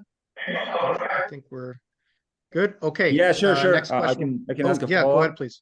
Yeah, I was wondering, hockey-wise, what's your philosophy? What would you look for in building a team? Well, we actually were talking about that last night, and we describe ourselves as, I think, gritty, dynamic style of hockey. It's going to be skills based. So there's so much talent in this league. Just ever since I've started, we've been looking at the players that are available for free agency and for the draft, and it's blown me away by how many great players are out there.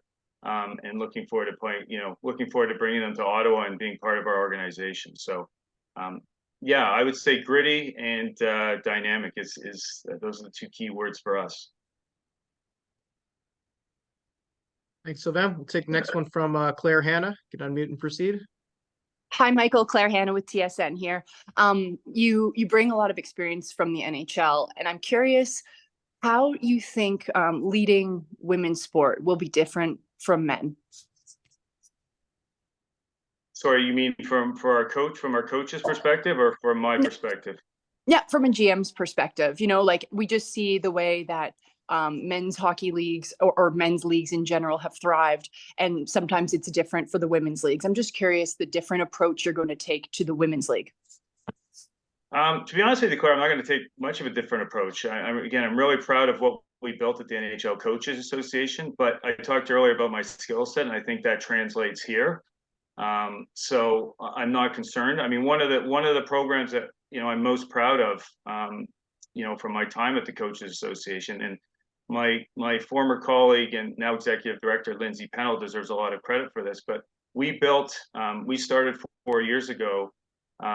In the middle of COVID, we started a female coaches program. We recognized that there weren't enough female coaches in the NHL. And also we started a BIPOC coaches program. And we really wanted to help coaches that were often overlooked, take steps forward and make it closer to the NHL and eventually make it to the NHL. And so we started those programs and really excited about them. I mean, when I left, we have over 160 coaches that are working alongside our NHL coaches. So I'll be honest, Claire, back to your original question, I don't think there's much changes. I've been doing this for 4 or 5 years, and it's going to be a different role as a GM. But again, it's all about building something and continuing the momentum that we started at the Coaches Association. Thank you very much. Take another question. Next question from Jonathan Jobin. Hi, Michael. Jonathan Jobin from Radio-Canada, French CBC. Nice to meet you today. I was wondering, of course, you're already working on free agent. So maybe talk to me about what you want to build with them and what's maybe the biggest asset for Ottawa to convince those first 2 players that will be the foundation of the team to come here in the capital. Well, I talked a moment ago about what a great city it is. It has a great, obviously, hockey history. But I've been talking the last couple of days very closely with the people over at the Ottawa 67, James Boyd, the GM there. Adrian has been incredibly helpful. And the facilities in this city, I think, are going to be the best in the league. We're going to be working very closely with the 67s. We're going to be playing in the same stadium and same arena. Players can practice and play at the same place. They won't have to move between a practice arena and back to the game arena. And the 67s and the management team there have been very generous. They're building a brand new dressing room specifically for our players. That process has started and will be ready by the time our players arrive late November, early December. So that to me is really exciting. And the area, I mean, I don't know if you're from Ottawa or not, but the area down by the arena, by the football stadium there has been really built up in the last decade or so. And it's a really fun area with restaurants and bars. So I think there's a lot of attractive features to come and play in Ottawa. And I'm looking forward to selling it. I think it's going to be an easy sell, to be honest with you. Follow up about that. I've been living here for the last 22 years or so. A lot of success from teams like Red Blacks and other teams like that is the French market, how you get involved in the French market when you have French players. I know you want to build the most successful team possible, but do you expect to draft or convince French players as well to be here and be involved in this community on both sides of the river? Absolutely. I think Ottawa is an attractive destination for French-speaking players. And again, we're looking at the best players. We're looking at the most skilled players, and we're gonna bring whoever, anyone who wants to come here. We'd be thrilled to have them. And again, if that community is important to them, then that's great for us. Thank you. Take our next question from Simon Hopkins, please. Thanks, Paul. Hi, Michael. Simon Hopkins from the Ice Garden. As you guys have, been working together over the last few weeks, accomplishing whatever you've accomplished up to this point, what goals do you have now moving forward, sort of for the next week, the next month, and maybe the next 6 months? Thanks, Simon, for the question. To be honest with you, the next couple of hours, I'm really focused on free agency.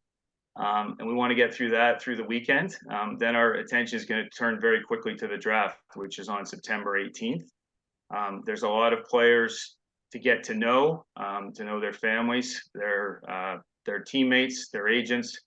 So there's a lot of work to do. But in addition to that, I'm going to be in Ottawa next week. We're going to be doing some work with the 67s, meeting all the key stakeholders there. And working on a plan, for our players to make it as easy a transition for them as possible. So there's a lot of work ahead, but I'm really excited about it and looking forward to it. And in a quick follow-up, Ottawa's a little bit of a black sheep amongst these 6 towns in that it hasn't recently had, some sort of major professional women's hockey organization, PWHL, PHF. Ottawa hasn't had pro women's hockey since there was like 2 seasons of a CWHL team 15 years ago.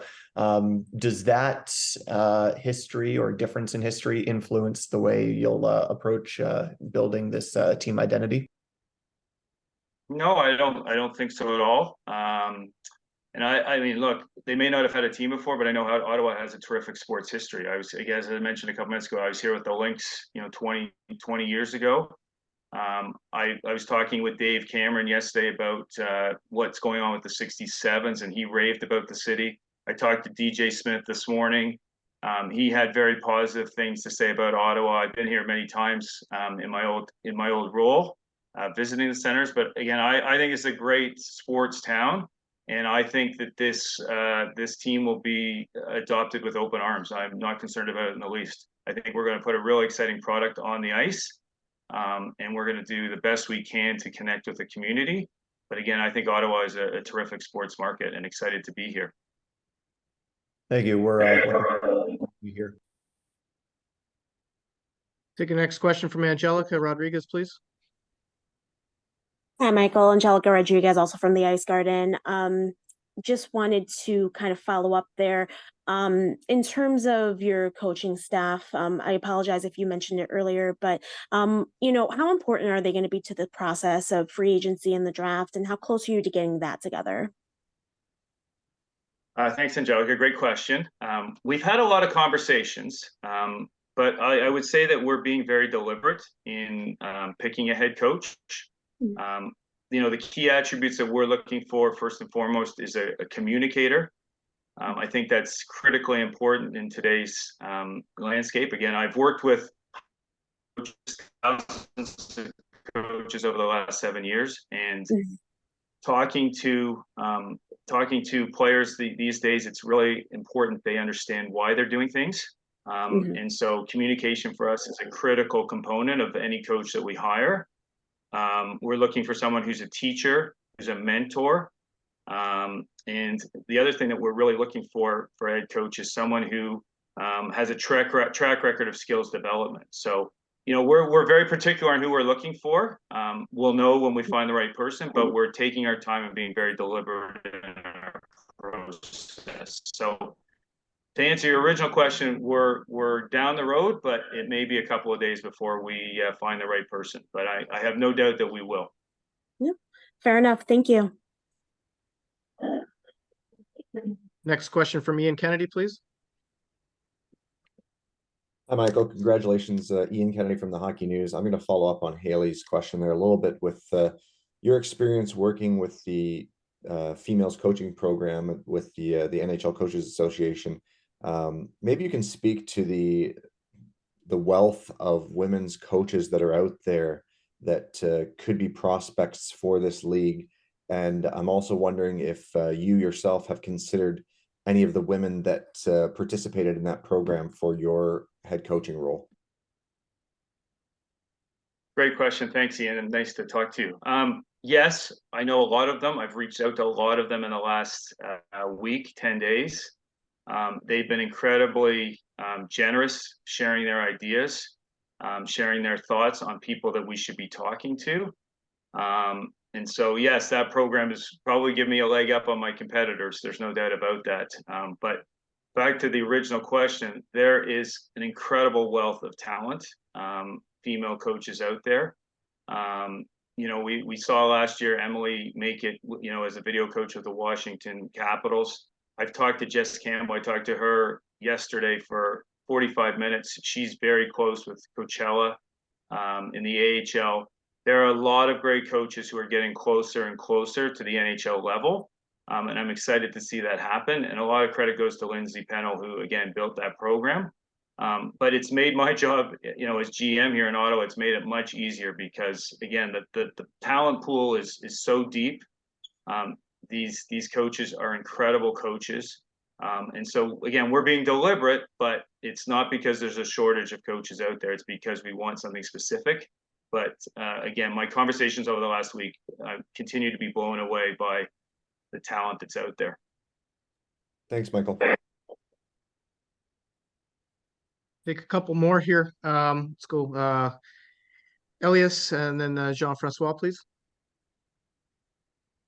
Hey, Michael. Elias Lorati, freelance journalist from Montreal. I'm just curious to know, you said you spoke to the 67s. Have you had any conversations with the Ottawa Senators or even, you know, the new owner, Michael Andlauer? No, I haven't talked to the ownership group. I talked to DJ Smith this morning, but I have not talked to anyone in the ownership group or the front office. All right, thank you. Jean-Francois, please. Hi, Michael. Your background is very much into management. You have a good base with the past 7 years you spent at the head of the Coach Association. But how do you assess your own personal knowledge of women's hockey and the best players in that field in order to go ahead in the next few days or a couple of weeks to put together the best possible team? Yeah, thanks, Francois. It's a great question. I am quickly getting up to speed. Obviously, I've been a fan for many years and watched the game from afar, but there's a lot that I have to learn. There's no doubt about it. But we've put a lot of principles and policies in place and the type of players that we're looking for, the characteristics, you know, what we will have on our team, the type of characteristics, and also the non-negotiables. So we've been very clear about that. But I would say that it hasn't been announced yet, but we have a team working behind me who is very knowledgeable in this space. And so they've been helping me out. But again, I'm very confident with the characteristics we put in place and the type of player that we're looking for, that we'll be able to build a very, very competitive team. Our goal is to win this year and every year. And again, I think we'll fight as hard as we can to make that happen. Merci. Thank you. Simon Olivier, please. Hi, Mr. Hirshfeld. Actually, it's a follow-up on this question. I don't want to sound disrespectful, but how do you evaluate your own capacity of evaluating talent and scouting players to build a roster? Because it's what you're going to be doing this very afternoon with the free agency opening. Yeah, look, I think one thing I've learned working with some of the best leaders in sports over the last 7 years is that you have to look inwards and be critical of what your skill set is and what your skill set isn't. And you've got to bring in people around you that will help you fill those gaps and that will challenge you. And again, I know what my skill set is. I think I talked about it off the top about building things, the legal background, the financial background. That's my skill set. But I brought a team in behind me that's helping me through this process. And again, I think together we're being very collaborative. That's my approach, as a leader, to be collaborative. And so again, I'm not concerned that we'll be at any disadvantage to any other team out there. Thanks a lot, guys. Good luck. Thank you. Wrap this part of the Q&A with one more from Sylvain, please. Yes, trying to get to know you a little better this morning. I reached out to a few people within the NHL, and the line that kept coming back is Michael knows everybody. So given the fact that a lot of those coaches eventually end up in management, I was wondering how much will you draw on the experience of those NHL general managers in order to do your new job?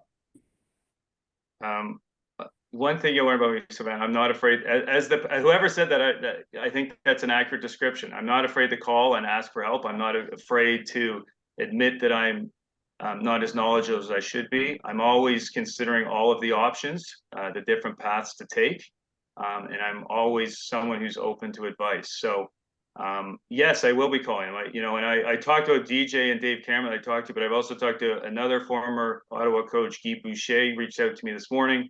Talked to Andre Tourigny yesterday. So that's one of the advantages I have, no doubt about it, is to be able to tap into that network. And I would be crazy not to take advantage of that. Thank you. Thank you, Sylvain, and everyone for your questions. Mike, really appreciate your time, and I'll offer again congratulations to you on your new appointment and the excitement that you're going to bring to the nation's capital. Thank you for your Thanks, time Paul. today. And thanks everyone for your time today. Nice to chat with you. Thank you, Michael. Now transition into Danielle. Danielle Sauvageau is bringing her into the center of your screen. Danielle is, of course, the new general manager of the PWHL Montreal team, certainly no stranger to the city or the province of Quebec. So Danielle, maybe just a few words just about your excitement, and you can perhaps do so in both English and in French, as I'm sure we'll be getting questions in both languages as well. Merci beaucoup, Paul, de cette introduction. Bonjour tout le monde.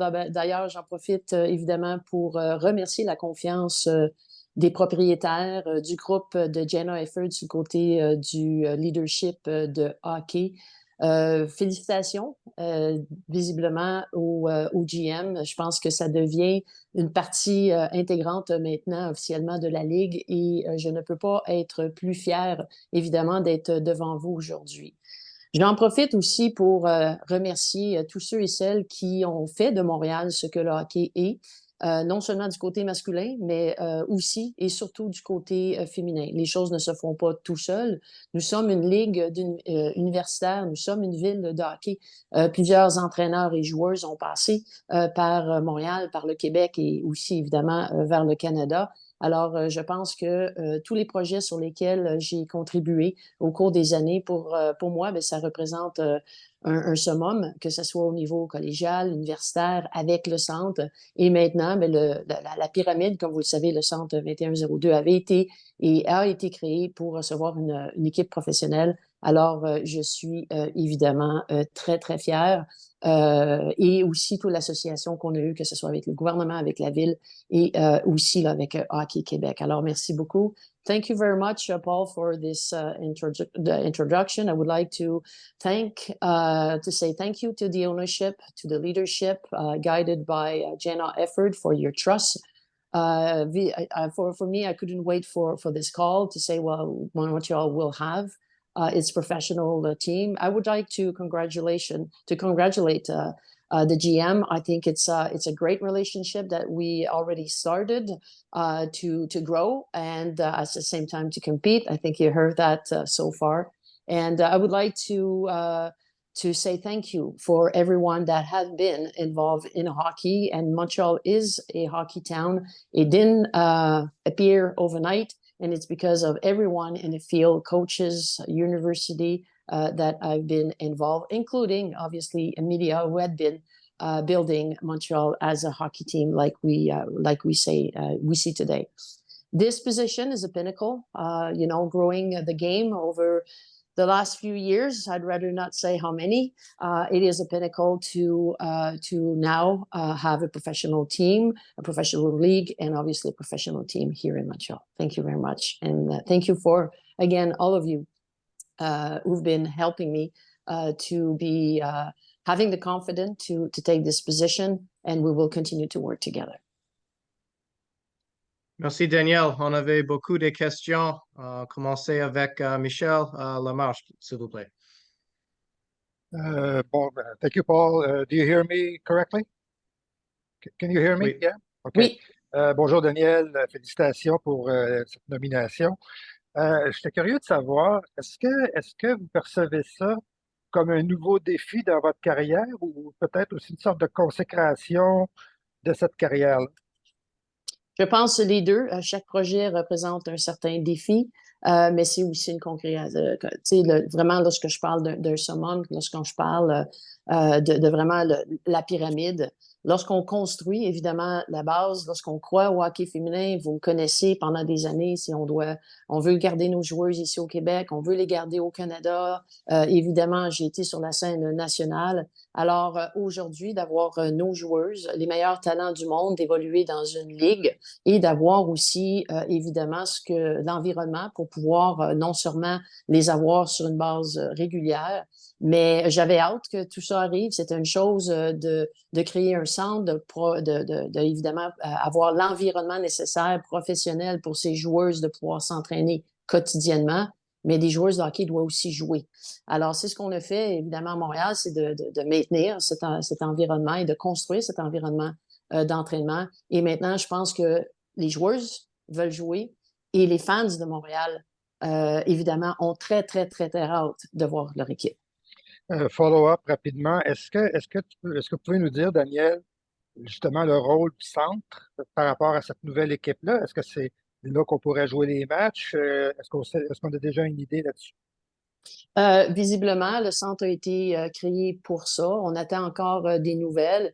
Et visiblement, là, je pense que ça a été, comme je le disais tantôt, bâti dans ce sens. Alors, on l'espère de continuer de s'y entraîner. Et le rôle du centre, c'est exactement ça. C'est de recevoir, dans un premier temps, l'équipe nationale et de continuer l'offre de services à la prochaine génération de joueuses, parce que ça, il ne faut pas l'oublier. Ça n'a pas été bâti pour maintenant créer un trou, mais de le maintenir, ce cheminement, pour pouvoir justement construire, pour avoir le maximum de représentativité là, du côté québécois. Merci beaucoup et bonne chance. Merci beaucoup. Jonathan Bernier, s'il vous plaît. Thank you, Paul. Bonjour, Danielle. Félicitations pour la nomination. Tu me permettras d'entrer dans le vif du sujet de tes fonctions dès maintenant. Vous allez avoir 10 jours là, pour signer des joueuses autonomes. Évidemment, je suppose que Marie-Philippe et Anne-Renée vont être au sommet de tes priorités. Je ne sais pas comment fonctionne l'enveloppe budgétaire d'une équipe là, présentement, s'il y a un plafond pour chaque joueuse, mais est-ce que tu t'attends à une surenchère pour ces deux joueuses-là ou, étant donné que c'est des filles de Montréal, en fait du Québec, tu penses que tu as peut-être un petit parti pris de leur bord là, pour l'équipe de Montréal? Bien, dans un premier temps, je suis confiante. Ça, c'est d'emblée. Et maintenant, les joueuses ont directement participé justement à l'entente qu'elles ont signée et elles le voulaient jouer dans cette ligue-là, rechercher un certain équilibre pour s'assurer que l'équipe, l'ensemble des joueuses évoluant dans chacun des marchés était pour être bien traitées. Alors, ça fait partie, évidemment, de la vision même des joueuses qu'elles ont bâtie ensemble. Alors ça, je pense que c'est important. J'invite aussi les gens, c'est sur le site de la Ligue, la fameuse entente. Alors, pour avoir visiblement de plus d'informations, je pense que c'est important. Mais je vais terminer en disant ce que de la même façon que j'ai commencé, je suis confiante. Parfait. Et puis, pour ce qui est de l'entraîneur, combien de temps tu te donnes pour nommer l'entraîneur masculin ou féminin? Et puis, justement, dans tes critères d'embauche, qu'est-ce que ce sera les critères et est-ce que ça devrait être une femme? Je sais qu'il y en a des bonnes, je pense à Caroline Ouellette, entre autres. Là. Est-ce que c'est dans tes critères? Je vais vous mentionner que j'ai quand même là, une entente dite verbale et la Ligue, comme vous avez vu là, au cours de la semaine, un processus et je pense que c'est important aussi de respecter. On a annoncé la Ligue, aujourd'hui on annonce les directeurs et directrices générales et évidemment là, au cours des prochains jours, le ou l'entraîneur et ensuite, évidemment, tous les joueuses d'ici 10 jours, les joueuses qui auront accepté dans chacun des marchés d'y participer. Alors, c'est un processus, évidemment. Un processus de l'entraîneur, c'est de trouver, évidemment, une certaine chimie, de l'expérience, connaissance, visiblement, des joueuses. Et je pense que de trouver les bonnes personnes, c'est au cœur, vous avez entendu les autres GM, c'est au cœur, évidemment, du type de personnes que nous recherchons. Parfait. Un gros merci. Bonne chance. Merci beaucoup. Merci. Carissa, s'il vous plaît. Thanks, Paul. Congratulations, Danielle. You know, a lot of people say that Toronto is the center of the universe, but I think a lot of people would also argue that Montreal is the center of the women's hockey universe and has been for a really long time. So, and of course, you've played such a big role in that history over many years. So just wondering if you could talk a little bit about how much women's hockey means to that market and what role you hope this new franchise can play in that long and storied history, and also kind of whether there are pieces of that history that you plan to incorporate in maybe a logo that's in the middle of the Verdun Auditorium, Center 2102. Well, you know, the center of the universe, when you mentioned that, I had, you know, I have a smile on my face, obviously, because we've been debating that for a long time. And we go back to the time that I was coaching the national team. So I think it will continue to have this debate. But I mean, Montreal is a great city. Montreal is a great hockey city. Les Canadiennes used to have a great reach in the community. I mean, we wanted to, when we created the center, the Centre 2102, it was like accordingly to the date of the first gold medal won by Canada. And then the Canadiens, because we wanted to honor the past and obviously offer a place for the players to play and build a future. So obviously the name of the team has not been decided, and that belongs to the leadership of the league. But there's a lot of people that already started to call us Les Canadiennes, but we'll see. We need to stay open and obviously see if this name could be brought to another level or a different level, but we'll see within the next few days or weeks or maybe months. Thank you, Carissa. Isabelle Etier, s'il vous plaît. Félicitations, Danielle, tout d'abord. Merci. Je sais comment ça peut être important.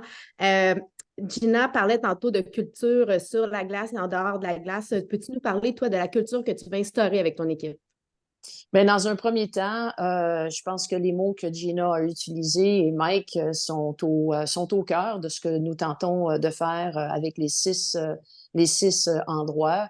Il y a tout près, là, ils ont mentionné là, lorsque la Ligue a été annoncée mardi que tout près de 300 joueurs étaient sur l'appel téléphonique lundi Et lorsqu'on regarde la liste de ces joueuses, lorsqu'on parle de caractère, les joueuses qui sont là depuis plusieurs années, d'avoir joué dans les conditions dont vous connaissez, des joueuses qui sont actuellement actives et des joueuses qui souhaitent faire partie de cette ligue, ce sont des femmes, des athlètes qui veulent participer à ce genre de projet-là. Alors, le mot caractère peut être attaché à chacune de ces athlètes. Elles veulent jouer, elles ont évidemment la compétence de le faire et elles ont surtout la passion et le désir de faire partie d'un projet comme ça. Alors, je pense que lorsqu'on résume la liste des joueuses actuelles, ben, je pense qu'on peut résumer le type de joueuses que les 6 GM vont rechercher. Merci, Danielle. Prochaine question, s'il vous plaît. Simon Olivier. Bonjour Danielle, pardon, Bonjour. félicitations pour la nomination. Juste une petite précision avant sur ce que tu disais tantôt à Jonathan, la question sur l'entraîneur. Tu as dit que tu avais une entente verbale. Est-ce que c'est une entente verbale avec un entraîneur ou une entraîneuse ou est-ce que c'est une entente verbale avec la Ligue de ne pas t'avancer là-dessus? En fait, il y a un processus. Le processus est, je pense, tout à fait en lien avec toute organisation qui se respecte. C'est-à-dire que nous, on peut annoncer notre choix et ensuite, il y a un processus visiblement là, avec la Ligue. Et aujourd'hui, ben, je pense que la Ligue voulait et souhaitait donner la place à nos nominations et ensuite, là, dans un deuxième temps, donner la chance, évidemment, aussi à tout le monde de pouvoir avoir un peu plus de temps puis ensuite d'annoncer. Ben, en fait, je vais préciser ma question. Est-ce que tu as déjà ton entraîneur ou tu en cherches un présentement? Nous avons déjà notre entraîneur. Super, merci. Par rapport à tu as plusieurs chapeaux dans ta vie actuelle. Tu es encore avec les Carabins, le Centre 2102. Est-ce que toutes ces fonctions-là vont être délaissées vraiment pour tout concentrer ton attention sur ton nouvel emploi? Dans un premier temps, le hockey fait partie de ma vie et ma vie d'une certaine façon. Et comme je mentionnais tantôt, le Centre 2102, le but ultime était justement d'avoir une équipe dite professionnelle. Alors pour moi, c'est un changement de chapeau. Il y a des relations qui vont continuer. Vous avez mentionné évidemment 2 projets. C'est un bébé pour moi. Alors ma relation ne change pas dans la forme qu'elle a été créée, justement. Et c'est évidemment un emploi. Je suis presque contente de dire que j'ai un emploi à temps plein dans le hockey. Vous le savez, là, ça fait évidemment très peu d'années là, qu'on peut penser à ça. Et ça fait aussi partie d'une des raisons pour lesquelles je suis encore là. Il y en a qui me disent, t'es encore là, ça me vieillit un petit peu. Mais en même temps, je suis encore là parce que c'est le genre de projet, évidemment, que nous avons travaillé. Que ce soit, comme je le disais tantôt, l'ensemble des intervenants de près ou de loin qui croient au hockey féminin depuis tellement longtemps. Je vais juste reposer ma question. Est-ce que tu demeures associé au Carabin et au Centre? Est-ce que tu délaisses tes fonctions de gestionnaire du Centre? Le centre, c'est évidemment, ça bouge. Maintenant, je suis directrice de l'équipe. Alors ça, et l'équipe est déjà formée là, pour les programmes qui vont continuer, les programmes que ce soit, nous avons des programmes hivernales avec Para et tous les programmes là, qui vont encadrer la prochaine génération. Alors ça, c'est pas moi qui va faire ça, évidemment. C'est déjà en transition pour arriver à faire que l'équipe est ma tâche à temps plein. Et la relation avec les Carabins, je l'ai fondée, c'est un bébé. Et je pense que tant aussi longtemps que je vais respirer, je vais y être. Mais est-ce que tu vas être encore associé? Vas-tu avoir un rôle dans l'équipe des Carabins? Mon rôle et ma relation ne changent pas. OK, merci beaucoup. Merci. Merci. We still have a lot of questions in the queue. We will get to all of those, but I probably won't get to any more. So if you have your hand raised, I will still call on you. Let's go Aaron, then Jared, and Chloe. Thank you very much, Paul. Congratulations, Danielle. Thank you. The first question I have, you've had such a long involvement in Montreal women's hockey history, and just in Montreal too. It's your hometown. I'm just wondering for you personally, how special is it to be involved in this step for the future? I'm born in Montreal. I grew up thinking and believing that I was going to play for the Montreal Canadiens, like a lot of people, obviously, and there was not a lot of women hockey. I started going to the organized hockey with my both brothers, and basically when I said we are here to play hockey, they said, well, they could, but you can't. And I said, well, how can I help? And they said, well, you see the bottle, you could bring those water bottle to the bench.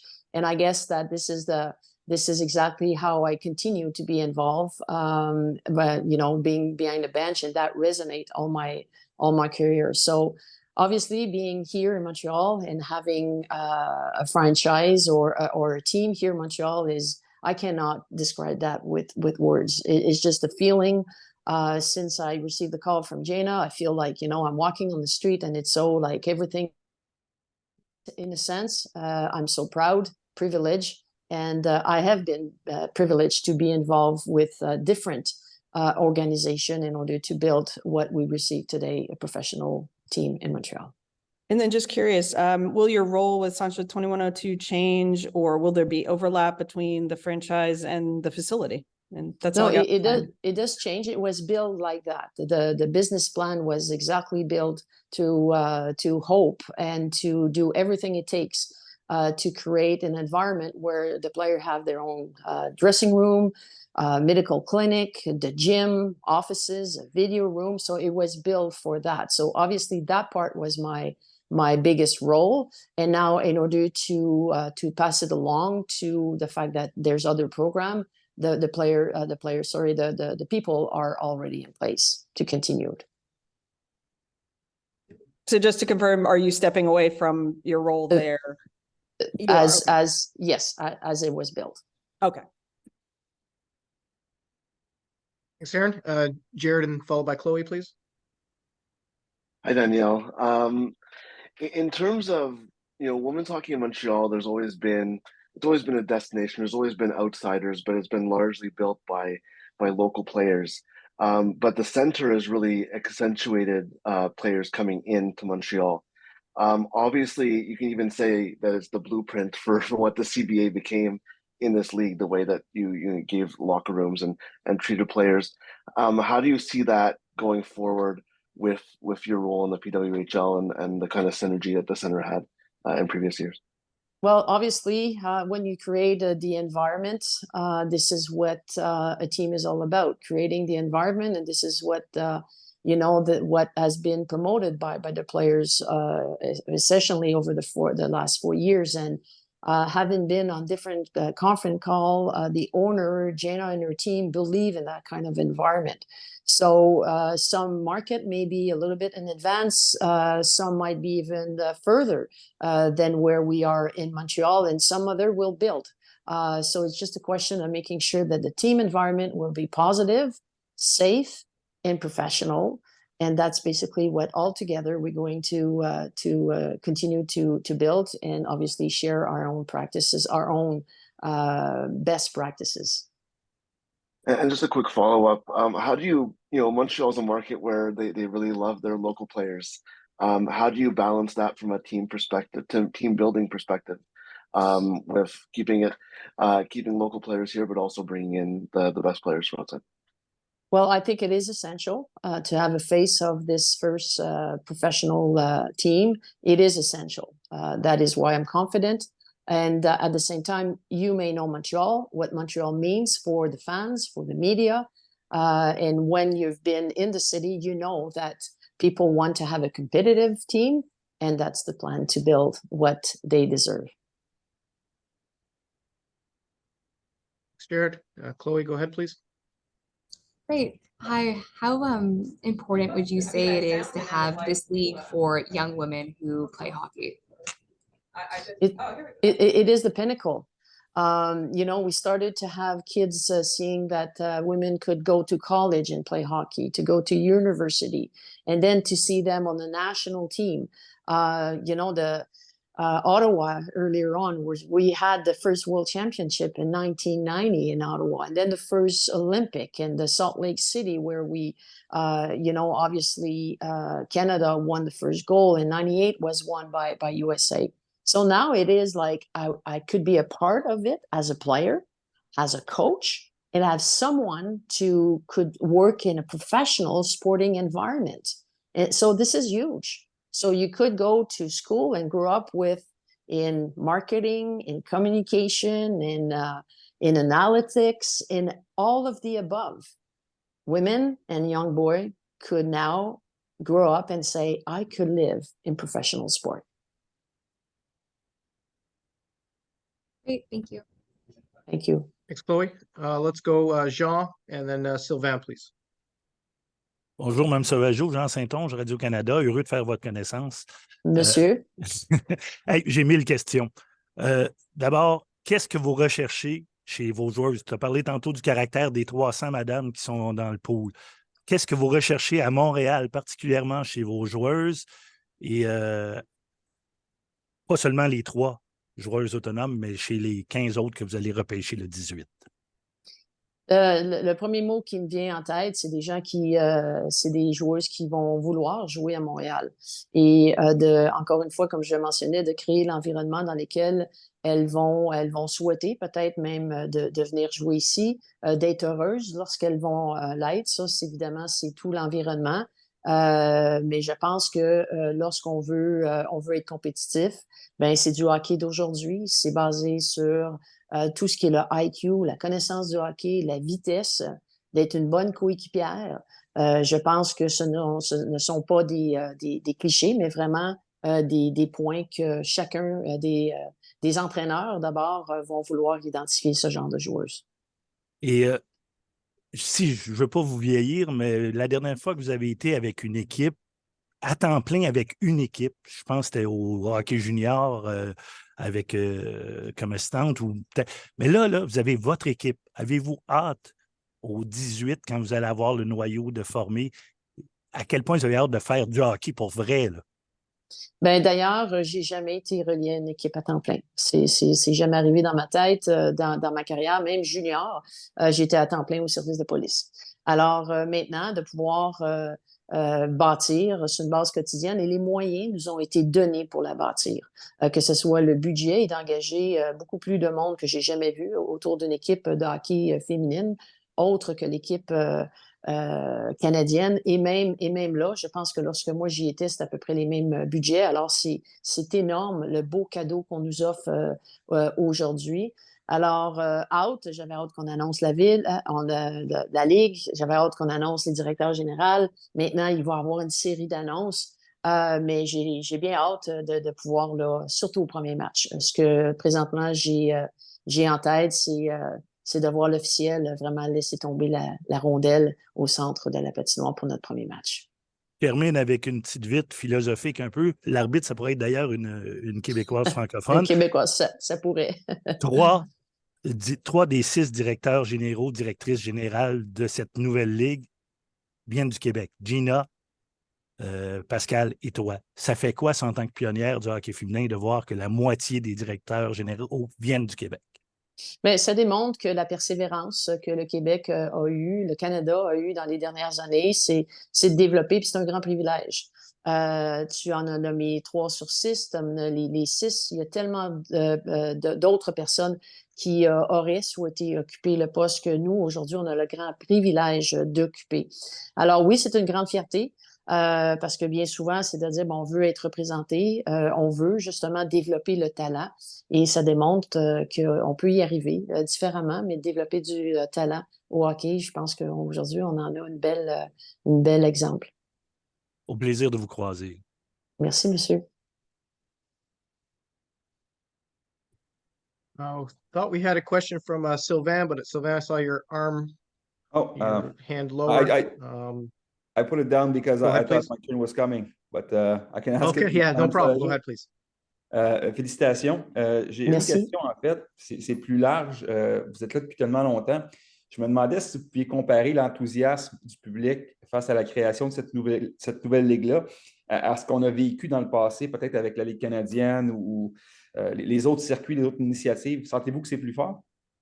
En fait, la raison pour laquelle on existe aujourd'hui, c'est grâce à ces circuits-là qui ont appris, ont fait certaines fautes, des faux pas, et l'enthousiasme, depuis, on a fait 2 événements pour l'Association des joueuses au centre 2102 à Verdun, et la réponse, elle y était. Et depuis lundi, les gens qui écrivent, que ce soit sur les médias sociaux ou directement, Les gens attendent, ont hâte. J'ai des demandes, c'est où, c'est quand est-ce que je vais pouvoir acheter mes billets? Je veux avoir des billets de saison. Il y a des partenaires qui veulent être impliqués. Alors, je vous dirais que l'enthousiasme sur Montréal, Montréal, c'est une ville de hockey. Plusieurs diront, oui, mais c'est du hockey peut-être dit professionnel du côté masculin. Mais je pense que l'enthousiasme, elle est présente. Je la sens. Et je suis bien confiante que d'ici à notre premier match, on va voir justement la résultante de votre question, en fait. Merci beaucoup. We'll take the remaining three hands in order of Elias, Ian, and Simone Olivier, s'il vous plaît. Hi, Danielle. Elias Larati, freelance girls from Montreal. First of all, congratulations, and I appreciate your time. An honor, a privilege to meet you. I remember watching you guys win gold in 2002, so it means a lot to be able to speak to you today. When this opportunity first came up, what was your initial thought or reaction to having the possibility of being general manager of this team? Well, I was anxious because you never take anything for granted. I think when you're passionate and you believe in what you do, you build, you contribute, and then it was also like the next step. The first step was Montreal was going to have, obviously, a professional team. And I raised my hand and saying, well, don't forget me. And they said, well, we know who you are. We know what you've done, and we know where to find you. But I was very anxious. So I met, obviously, a lot that I could, at that particular moment, to be part of it. And obviously, when I received the call, it was like a moment to remember. Thank you so much. Thank you. Next one, Ian, please.